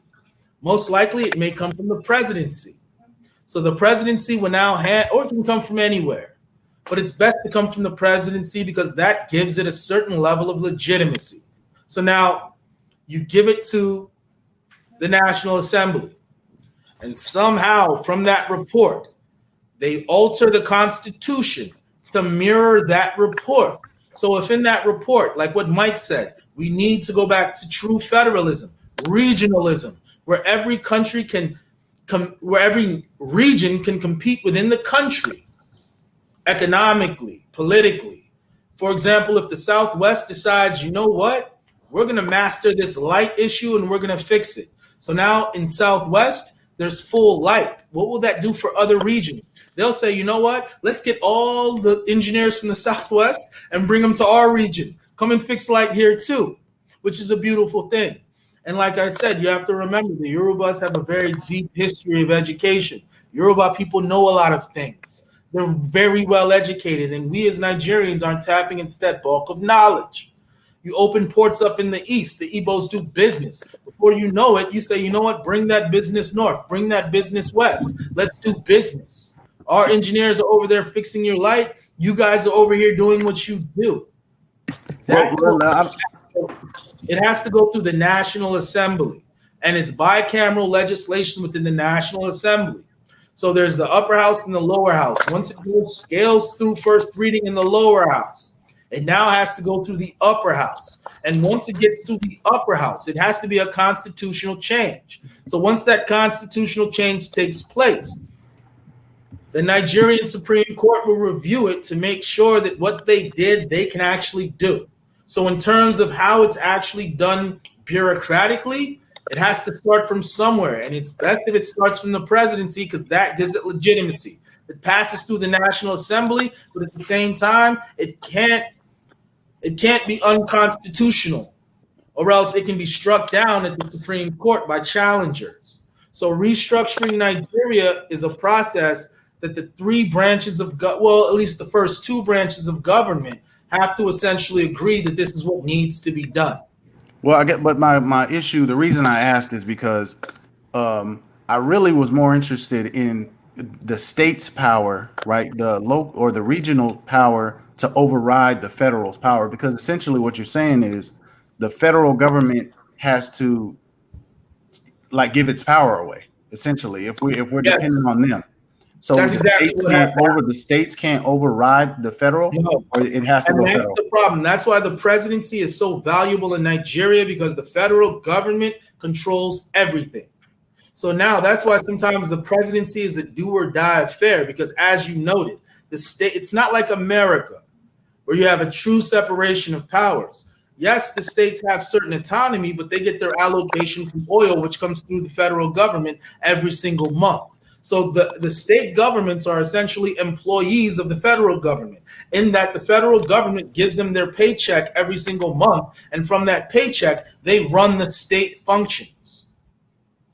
So some are saying, rather than having the federal government allocate everything to the states and making ministers and the presidency so powerful, how about, as Mike said, we go back to the original formation of regionalism, where my region gets this based on the resources in our soil, and this region gets this based on their ingenuity of how to exploit the resources within their soil. And before you know it, tribalism would disappear. The reason we have tribalism is because the federal government is so powerful. So if this tribe is in power or this tribe is in power and things aren't going well, it's easy to say, wow, Obasanjo's in power. The Yorubas don't know what they're doing. Wow, Yar'Adua's in power. The Fulanis don't know what they're doing. Look at this Igbo man in power. The Igbos don't know what they're doing, because the federal government is so essential when it shouldn't be, because unfortunately, the federal government has showed that it can't handle all of the portfolios that are currently in its grasp. So yes, as you stated, it has to go through a respectable body to even get to the National Assembly, and the National Assembly is a bicameral legislation, and it has to go through those two groups while not being unconstitutional, because it will be challenged by the Supreme Court. All right, thank you. No problem. No problem, brother. Always a pleasure. You ask very good questions. All right, Darnell, go ahead. Okay, my question. Thanks for having me here, Dynast. And is it Ebube or Ebube. sorry, Ebube? Say again. Ebube. Ebube. Okay. Ebube. Ebube. Okay. Yes. So, Yes, sir. So my question is, what can Nigeria do to kind of reverse the brain drain? Because I know that before Trump, at least in America, there was like incentives to get nurses and people in the medical field to leave Nigeria to come to America, and they would have a guaranteed $50,000 a year paycheck. And I know after this whole coronavirus thing is happening, England has a shortage of nurses and doctors, so does Canada. And I guess if Trump gets kicked out of office, America will probably do the same thing. So my thing is, what can Nigeria do to help put incentives to keep not only Nigeria engineers and doctors in the country, but kind of help inspire them to come back? Because there's a lot of Nigerians in America. Like, I see them all the time now. Like, and so, but yeah. Over 5 million Nigerians in diaspora. Now, you made some good points, and you said, first off, you have to look at how they were let out of the country. They were let out of the country based on incentives. Yeah. So now, if you lead somebody out based on incentives, let's look at it like this. Let's say you own a company, right? And your company, your employees work, they get $12 an hour. And you sell those nice flags that you have behind you. By the way, what type of flag is that? That's a Juneteenth flag. It's basically it was the one of the last groups of slaves, or at least the known, who were set free in Texas. It's June 19th. So I think about 1999 or 2000, someone made a flag to kind of celebrate Juneteenth. So now let's say you make those Juneteenth flags and you pay your employees $10 an hour. And then I come along and I say, you know what? I make those Juneteenth flags and I pay people $20 an hour. You know what's going to happen to your employees? They're going to leave. Brain drain. So like you just said, they offered incentives to leave. And you have to remember that the largest group, there were 3 waves. The first wave was in the mid 1800s, mainly Yoruba people in the Southwest, higher education, which is a feat that many people don't give Nigeria credit for. We've had people traveling outside to economically and academically enrich themselves. The third wave was shortly after the Civil War, and then the wave in the 80s was due to political instability. And that was the worst because, like you said, other nations saw that and said, wait a minute, let's bring all these Nigerians into our country. They serve a good purpose. And they offered, like you said, incentives. So now the only way to bring them back is to say, you know what? I see that country gave you incentives, but I'm gonna raise the stakes. I'm gonna give you incentives to come back.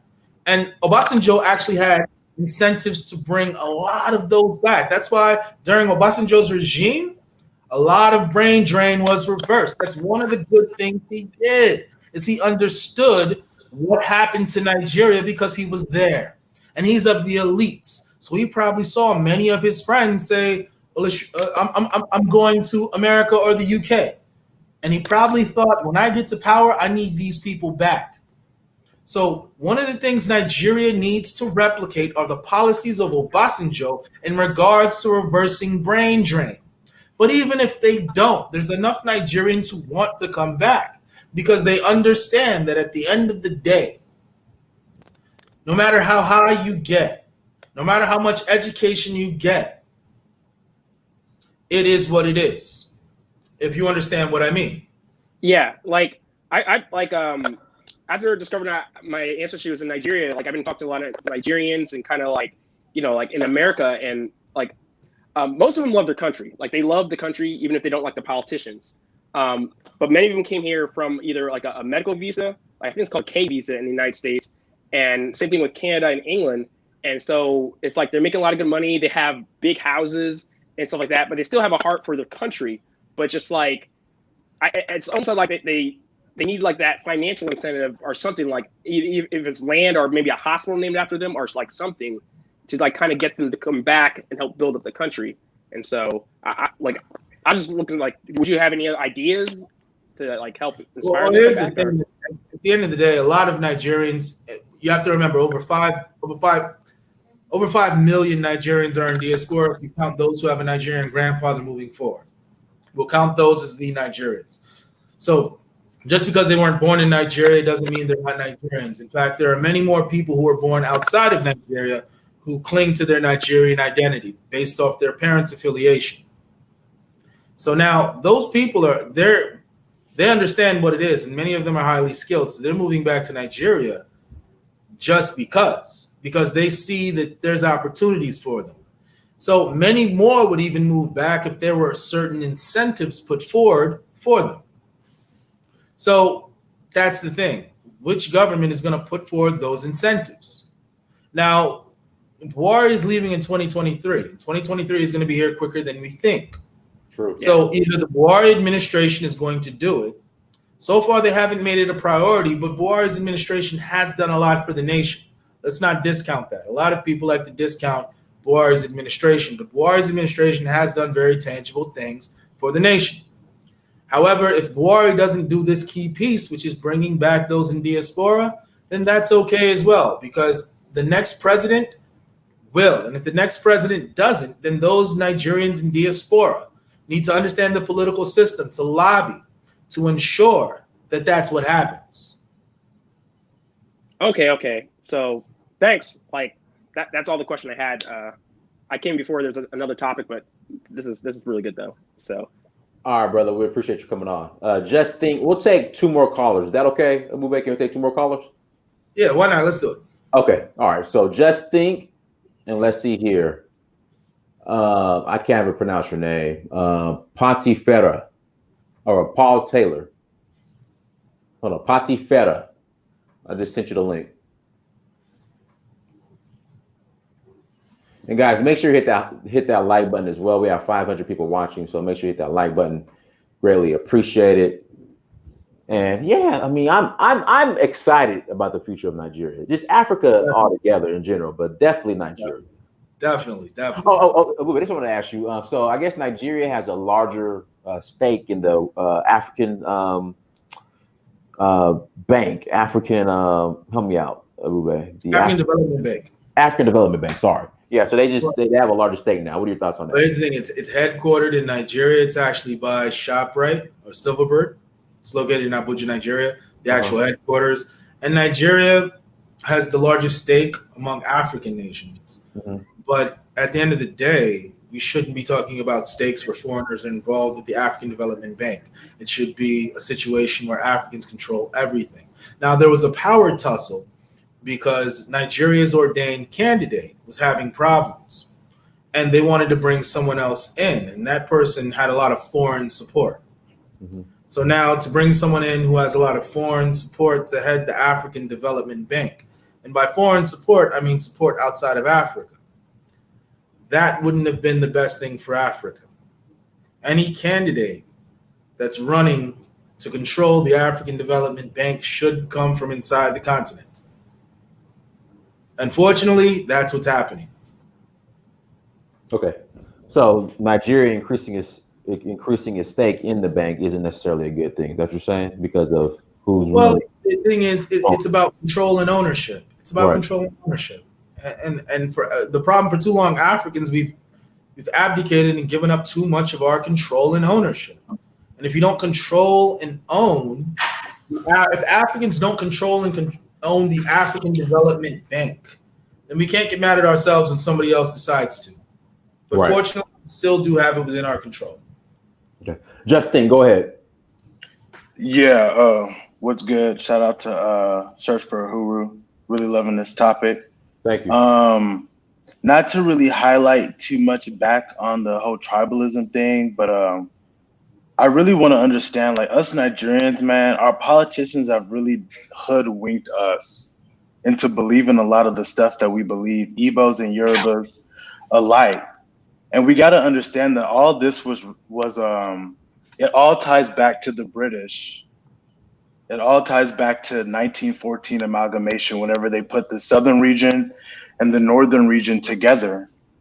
That's what it all ties back to. It's the old divide and rule. Hey, Justin, let me ask you a question. What do you believe the purpose was for them to amalgamate the north and southern regions, or the north and the southern protectorate, into one region? Honestly, for me, it's white supremacy. And a lot of times we don't even notice that. The southern part of the country was wealthier, more educated, and clearly would pose a threat to any European country if it were to be left alone to be its own country. The North wasn't as educated because they wanted to kind of hold on to their Islamic way of doing things and their structures, because they've had that for hundreds of years. And they were more friendlier with the British, as opposed to the southern part of Nigeria. We're a little bit more competitive with the British. So just like any other colonial power, they want to work with an ethnic group that's going to, fulfill their objectives. To me, it just ties back to just white supremacy. And I really want us to kind of focus, man. I didn't like what Mike was saying. It's really toxic. Like, we have Al Qaeda in Nigeria right now. We have ISIS in Nigeria right now. Like, we need to come together and really, really like fight this, man. We have, I don't want to make it a tribal thing, but for the first time in Nigeria's history, we have the presidency, the military, the finance, all controlled by one ethnic group, and it's kind of making people uneasy, So I feel like we just need to end all this tribalism stuff and just focus. For me, I honestly feel like the North and the South should kind of divide, because you can't operate two legal systems in one country. Oh, in fact, right? And it's not even from a tribalism thing. It's just from a cultural thing, Now, Justin, yeah, what's up? Ebube, so I was reading the news. I catch up on my news. I watch Channels TV on YouTube to catch up on my news. And I was shocked that in the North, that Sharia law is like practiced. Yeah, in northern states, in 13 states. Sharia law is the civil law, but you have to understand, Sharia law has been there for a few hundred years before British common law. So, Sharia law was there first. Now, what I'll say is this. I don't know. Well, what I'll say is this. As an attorney, I understand how two civil laws can exist side by side. Even in America, it happens. If you practice law in Georgia, you're going under British common law. That's where the laws originated from. If you go to Louisiana, those laws came from the French.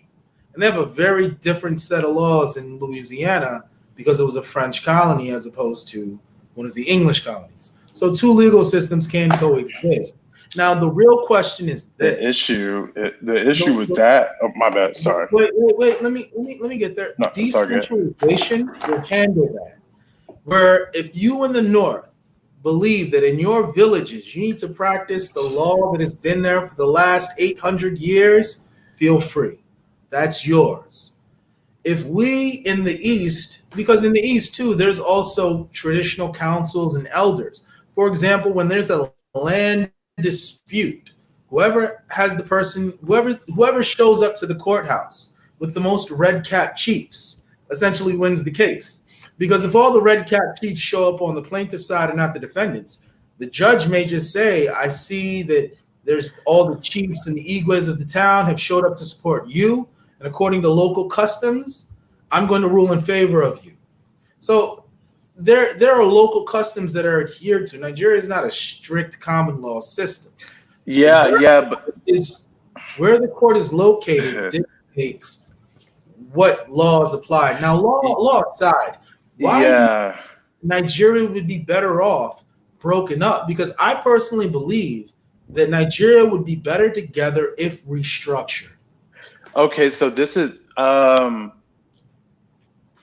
so it kind of goes back to what I was talking about before. Whenever the origin of the foundation of Nigeria, and the hand that the British had to play in constructing the current Nigeria right now.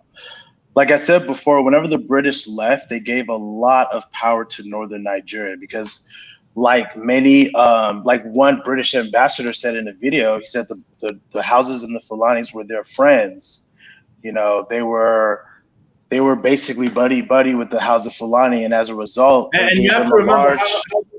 I gotta finish what I'm saying. You gotta remember how they were colonized. The Arochukwu Confederacy, and you have to remember some nations were in Nigeria were colonized as early as 1820. Some nations, like the Arochukwu Confederacy, weren't colonized until the 1910s, 1920s. So imagine you're fighting a war with people you defeated 60 years ago, and you're still fighting these people over here in present day.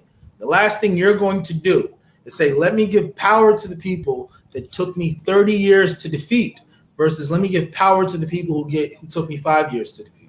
No, that's not even the point of what I'm talking. That's not even the point of what I'm trying to say. My whole point is, regardless of whatever happened, the result is that the northern part of Nigeria, from a political standpoint, they have more states, do you know Kano State has more local government areas than the whole Southeast? Southeast combined, yeah.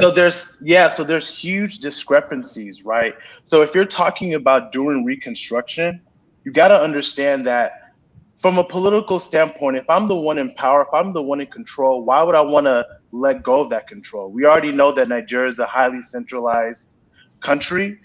And I just told you that they have the most senators every single election. They have the most House of Reps. Right now, they control the military, the presidency, and pretty much every major ministry in the country right now. And even more importantly, I don't see how they're going to give all of that up. I don't see how that's possible. And another point too, we're talking about cultural differences. The Hausa Fulani people in the north practice a very strict conservative type of Sharia law that's practiced in like Saudi Arabia or in Iraq. And I'm not trying to like diss them or diss those countries or anything like that. This is an objective fact, right? They practice a very strict type of Islam. It's not really a progressive type of Islam, right? In the South, we're more liberal, we're more entrepreneurial, we're more educated, we're way more westernized. Our cultures are just too different. You know what I'm saying? And then another thing too, as a result of their very, very conservative culture, they have a lot of people who are uneducated. And this high levels of uneducated people, out of school children, all this kind of stuff is what's really fueling this Boko Haram and all this insurgency in the country. to the point to where our northern border isn't even like being protected. So when I'm talking about splitting, I'm not talking about this Biafra ethnic kind of, enclaves that are going to be created. I'm literally talking about like there's 6 geopolitical zones.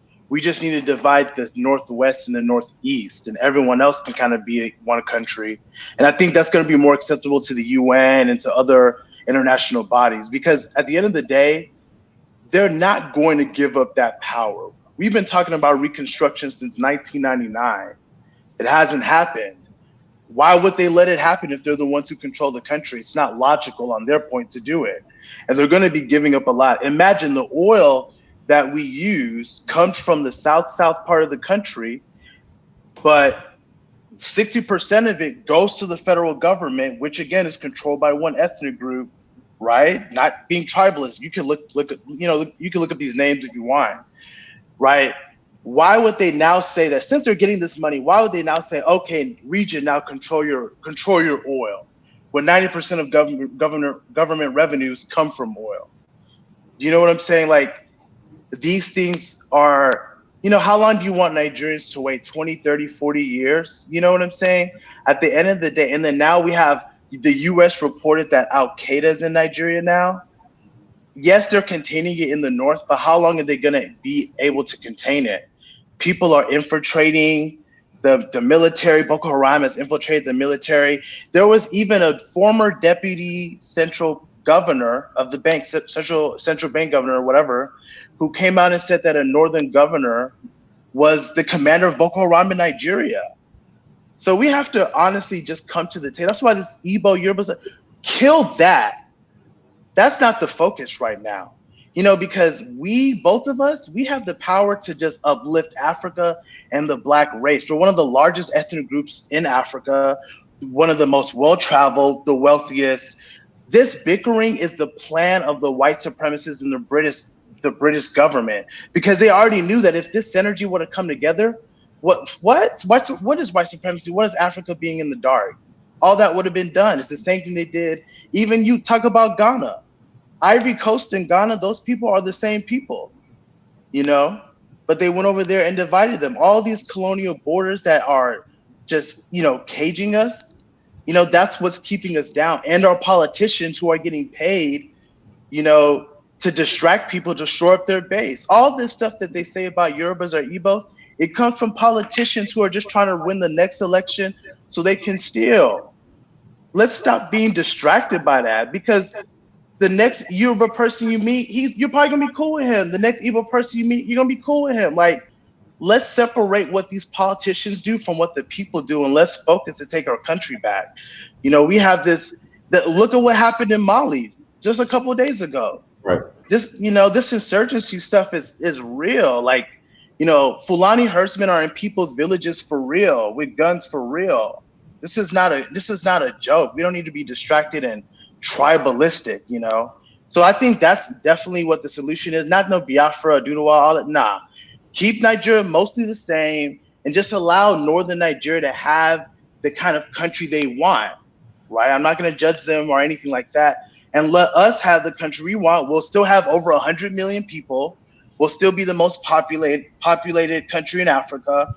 It's not going to be like a total downfall, and it's not going to turn into Somalia. Like, people need to relax, But we honestly, as Nigerians, have to come together and accept the reality of our existence.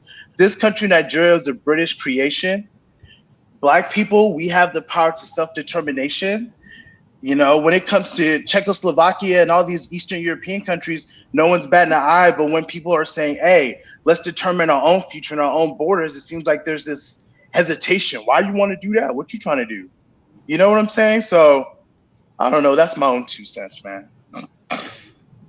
I understand what you're saying, and I agree that Nigeria needs to be held together as one country, but we have to be held together properly, where every single constituent member feels that they're a part of the nation, and they have a say in the nation, and they have a say over their own destiny. Otherwise, we're not going to make it as a nation. That's why at the end of the day, restructuring needs to take place, because Nigerians are better together than apart, and any tribalism, we got to get rid of that. That's not what we're going to do in this next decade. In Africa, I haven't seen it where one group willingly gives up that much power. They have a lot of power. No, the thing is, you take power. You listen, like Obasanjo recently said, the future take power? Okay. Well, listen, he said the future of Nigeria belongs to the young people. The young people just haven't taken power. Those were his words. And are you saying that we should take power by voting? Right? No, you saw what happened in Imo State. No, that's not what I said. First. That's not what I said. Okay. What should we do? Now, here's the thing. It depends on what needs to be done at that particular moment. I can't give you the blueprint because that moment hasn't come. Yeah. That moment comes. If you have to take power by hook or by crook or by force, by any other means, that's how it was done. We won't know until history is written. But at the end of the day, the youths of Nigeria, who constitute the vast majority, who think like you and I, who say at the end of the day, we need to have a better Nigeria because the Nigeria given to us by our elders isn't the proper foundation for what we need to build, need to take power and make it that. Period. Not divide the nation, because I believe there's still. You can't have, have a very conservative, Islamic culture in the same country as a very liberal westernized culture. You can't put England and Iraq in the same country. You can't put, Germany and Saudi Arabia in the same country and still talk about reconstruction. You can't. This Al-Majri situation, they want to have their own schooling system be funded by the government. So what's your answer? What would be your answer to that situation? I just said the Northwest, the Northeast, just those two. We have 6 geopolitical zones in Nigeria, right? There's Southwest, Southeast, South, Middle Belt, and the Northwest and Northeast. The Northwest and Northeast, because of just cultural differences and historical issues, they've controlled the country 90% of the time. Look at where we're at right now. Culturally, it just hasn't worked out, and I don't see them giving up that much power, dude. They control the whole country. The oil goes straight to what is your solution? They gonna give that up? They just gonna give that up. I ain't seen no African leader do that. You know what I'm saying? I ain't seen no African leader just give up power. Look at what happened in Zimbabwe. He died in power. People be wanting to die there, like it's ridiculous, man. So I think again, it's look what happened in South Sudan. South Sudan's a perfect example, right? South Sudan split from Sudan, the country, and they became one of the fastest growing economies in the world. Facts. So it's not always like when you split, it's just horrible. At the end of the day, we really need to revisit these colonial contractions in order for us to have a more unified Africa. People have to have, like you said, the foundation. The foundation was built by our freaking colonial oppressors, and we're still operating off of that. We still call ourselves Nigeria. What does Nigeria even mean? That's a derogatory term, right? Like, come on. Like, yeah, we didn't create the nation, but it's up to us as Nigerians in this generation to define what it means to be Nigerian. And that's why, to an extent, we need to air the tribal grievances, but we need to have solutions and move past them, because at the end of the day, unless we break the country, we're all Nigerians and we need to make Nigeria work. And it would be better to have a larger workable Nigeria than individual states. So that's why I'm saying, what is your solution? Because my solution is to deal with Nigeria, to deal with all the issues. Like Mike said, there's certain issues that he felt he had to air, and those are good. I love when people air their issues because they're speaking what's really on their mind. And that's what's really on the mind of most Nigerians. And we need to get those out and we need to correct them. Because if you don't correct the issue of the Niger Delta, it turns into militancy. If you don't correct the marginalization, can you hear me? It turns into an outright rebellion. Yeah, the issues don't correct the issue of Shia Muslims wanting to have their religious independence. It might turn into another Boko Haram. So we as Africans, as Nigerians, have to look at things at the root and deal with them at the root. That's what we really need. We need solutions. Yeah, the British put together a country that wasn't a country before. Yeah, we were put into a situation that we didn't agree to be in. But now that we're here, Let's harness this situation for the better and for the good, because the alternative is for us to split up. And we're not as strong as we are apart as we are together. So even though the basis might be flawed, let us as Africans think of how we can fix Nigeria to make it the superpower that we need. I'm telling you again, my issues are not tribal. Tribalism is dumb. For me, it's political and historical. That's just the truth. Again, we can continue to deceive ourselves and say, people are saying that I'm calling for war. I'm not calling for war, but at the end of the day, I don't see if this one group they've been in power, right? Right after the Civil War, the North took over and they just kept on cooing themselves up until 1999, right?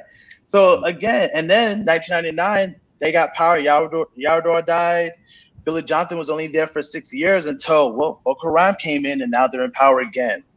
So these people are not going to, again, I don't like to, insanity is doing the same thing over and over again and expecting a different result. At the end of the day, you have to kind of take a different decision. If that means protesting, if that means doing whatever, I think that needs to happen, because at the end of the day, our issues are really, really foundational. We have the human capital, we have the resources, we just don't have the leadership, right? We don't have the will to change the Constitution. Are you in your 20s or your 30s? I'm 31. Exactly. So you're the next class leader. And from this conversation, you sound like an intellectual. You sound like you know what you're doing. When do you plan on putting your feet on the ground back home to fix what you perceive to be a problem?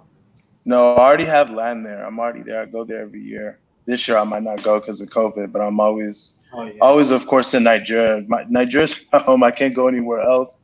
But again, I have to be honest about what the situation is. I think the North and the South, since amalgamation, again, whenever Lord Lugard, the general who was over Nigeria during the colonial period, he said they were amalgamating to help the North.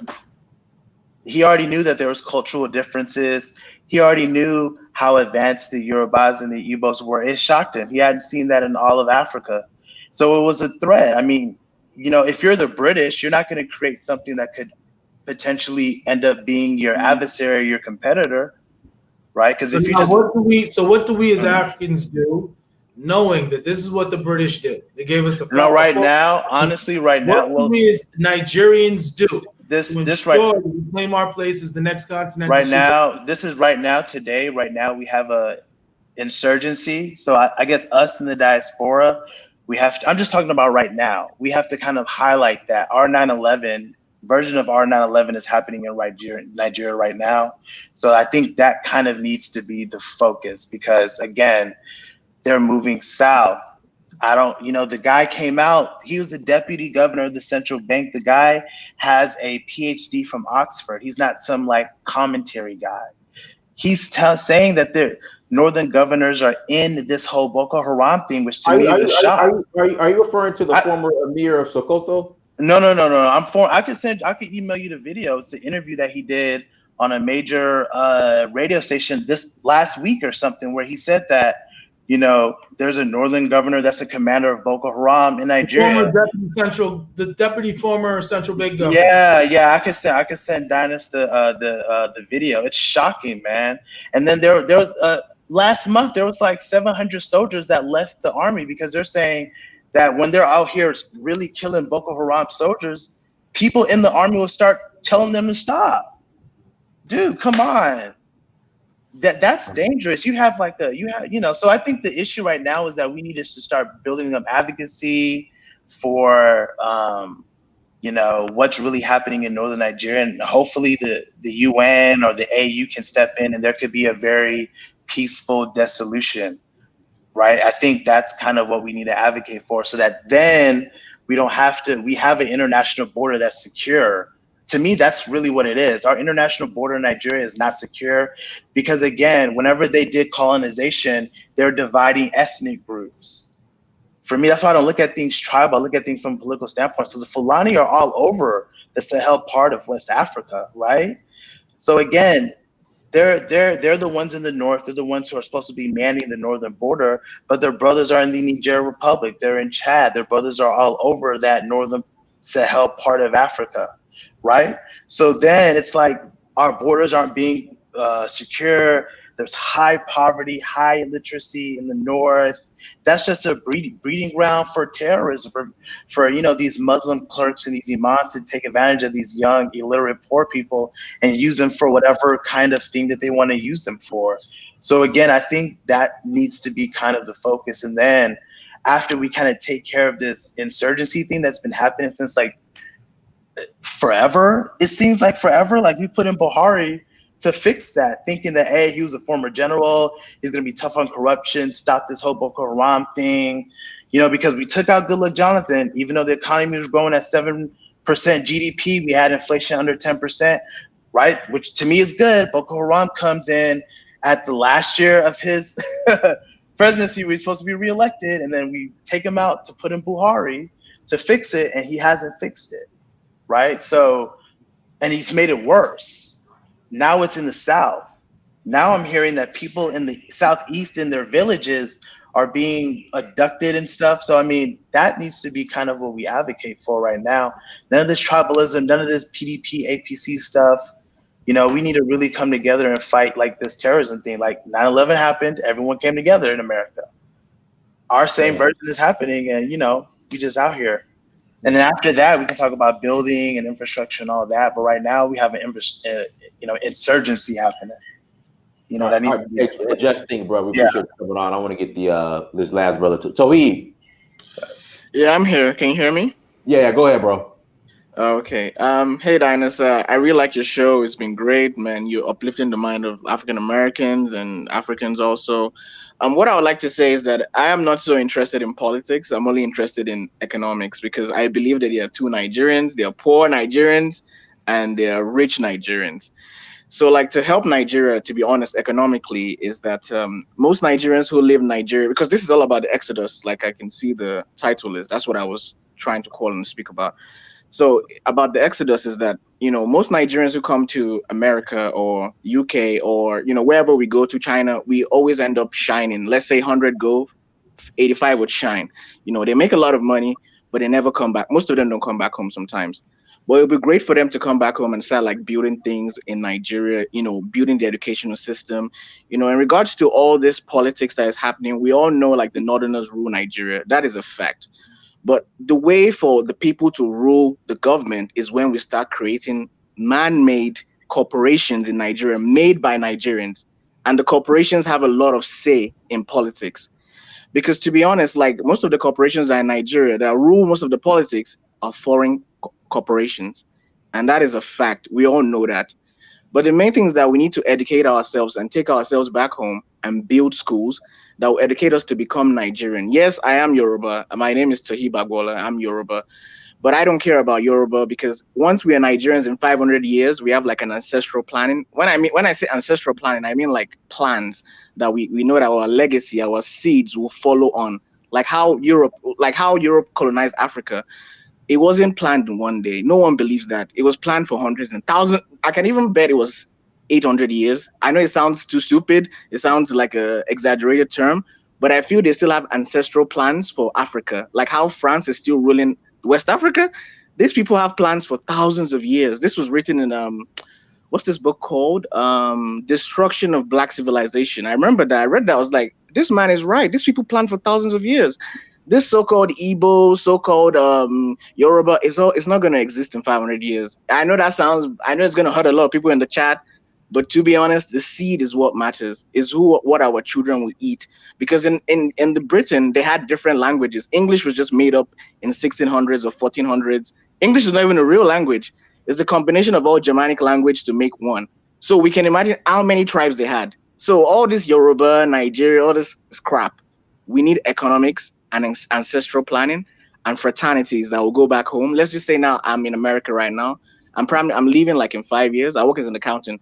I don't make that. I just make like 60,000 a year. I don't make that much, but I'll plan to instill in my child, like when they go back home and I buy properties for them, they should try and educate the people around them. Obviously, they have to be capitalistic and make money in Nigeria. I'm not going to say just go there and save everybody in Nigeria. That's dumb. But I'm saying you go back home, probably build a library, only a few Nigerians will read it, and they should become a socialite with the rich man's children. Like how Davido is right now. His dad is a billionaire in Nigeria. We don't know his true net worth because Nigerians are very rich and we don't know what they really have because they don't like to expose it. And if Davido could be educated, like I don't count education as European education because education means understanding your surroundings and adapting to your surroundings. That's what I mean. If a Davido was really educated, he wouldn't be singing music with the power he has to change the country. He would create libraries, create schools, employment. He's gonna do a lot. Just imagine like someone like who do I know that's very wise in America? Just imagine an enlightened man having what Davido had. They always say woke people are always broke because they're focusing too much on knowledge, not actually capitalism. But just imagine Davido was so-called woke. Do you know what he can do for the country? So what we have to do, to be honest, I know it sounds outrageous. We need a fraternity of diasporans that connect with the Nigerians on ground. We create a big fraternity that has an ancestral planning for our seeds, that we have 100-year plan. Because the people that are in power right now, they have a cabal, and their cabal is being controlled by Europeans. That's why Nigeria is in the Commonwealth, which I don't understand why we're in the bloody Commonwealth. And it just seems they're just playing games with us. That is just the truth. And anybody can speak. I'm done. Okay, appreciate it, brother. All right, go ahead, Ebube. I agree with a lot of we'll close out. At the end of the day, we got to go ahead and move past tribalism, but we can't move past it until we deal with the tangible scars of the past, because there are groups with legitimate grievances. Let's bring all the grievances to the table and deal with them systematically so we can move forward, right? So once we do that, we understand that we're competing globally as Nigerians. So I do agree with you, because if we don't do that, nations within the nation will want to break off and we'll find ourselves in a second civil war, and no nation survives 2 civil wars. We've already had one. Let's learn from the mistakes of the past. Let's be one Nigeria, but let's be one Nigeria properly. Okay. Now, can I just say one thing? Sorry. Sorry. I know you guys want to close out. Go ahead. But like there was we do have to understand that foreign policies do have a lot of issues in Nigeria. Like there was a time in 2018, I think one of the APC party was like stating that Russia should come build a nuclear plant so we can power Nigeria, because hydroelectricity cannot solve Nigeria's electricity. Nigeria is too big for that. Then what happened the next day was that I can't remember. It was other politicians in PDP were like, no, we don't want to offend America, that we don't want any nuclear testing in Nigeria. So it just shows that we don't have self-determination. Don't ever forget foreign policy also controls Nigeria. Okay. I'm just saying. Understandable. And like I said, we need to, once we deal with the larger issues, we deal with the smaller issues, and we'll progress as a nation. And I just wanted to say, everybody who's watching, make sure you hit that like button. That's very important. And also make sure, too, that you subscribe to Up Close and Center for proper geopolitical analysis on the African continent without the mainstream bias. So go ahead and subscribe to Up Close and Center. Up Close and Center. But essentially what we have to do in Nigeria is this. We have to bring everybody to the table and say, how do we want to progress and proceed as one nation? Because we're stronger together. And if we fail to do that, we're running a very high risk, because there are aggrieved parties. And unless we satisfy everybody and move forward in a cohesive way, we're not going anywhere. And that's problematic, because we're part of the larger African global family. And Nigeria needs to get it correct, period. So moving forward in this generation, this century, this decade, let's get it correct. All right, cool. We'll go ahead and close out. Ebube, anything else you'd like to share in closing? No, that's it. I would just like to say, you know what? In Nigeria, let's get rid of tribalism. If you have any ethnic disputes or anything to air out. But at the end of the day, anyone that's Nigerian, Yoruba, Tiv, Fulani, Hausa, Jokun, any group, Ijo, we're all brothers and we're all sisters. And that's the most important thing. And also make sure you center. All right. And guys, make sure you subscribe to Brother Ebube's YouTube page as well. Make sure you guys go subscribe to that. But everyone, thank you so much for joining. Make sure you like, share, and subscribe. And again, thank you. I enjoyed the conversation. We have to have more combos like this. So everyone, thank you so much for joining. Like, share, subscribe. Until next time, family, Dynasty Mirror, search for Huru. Peace.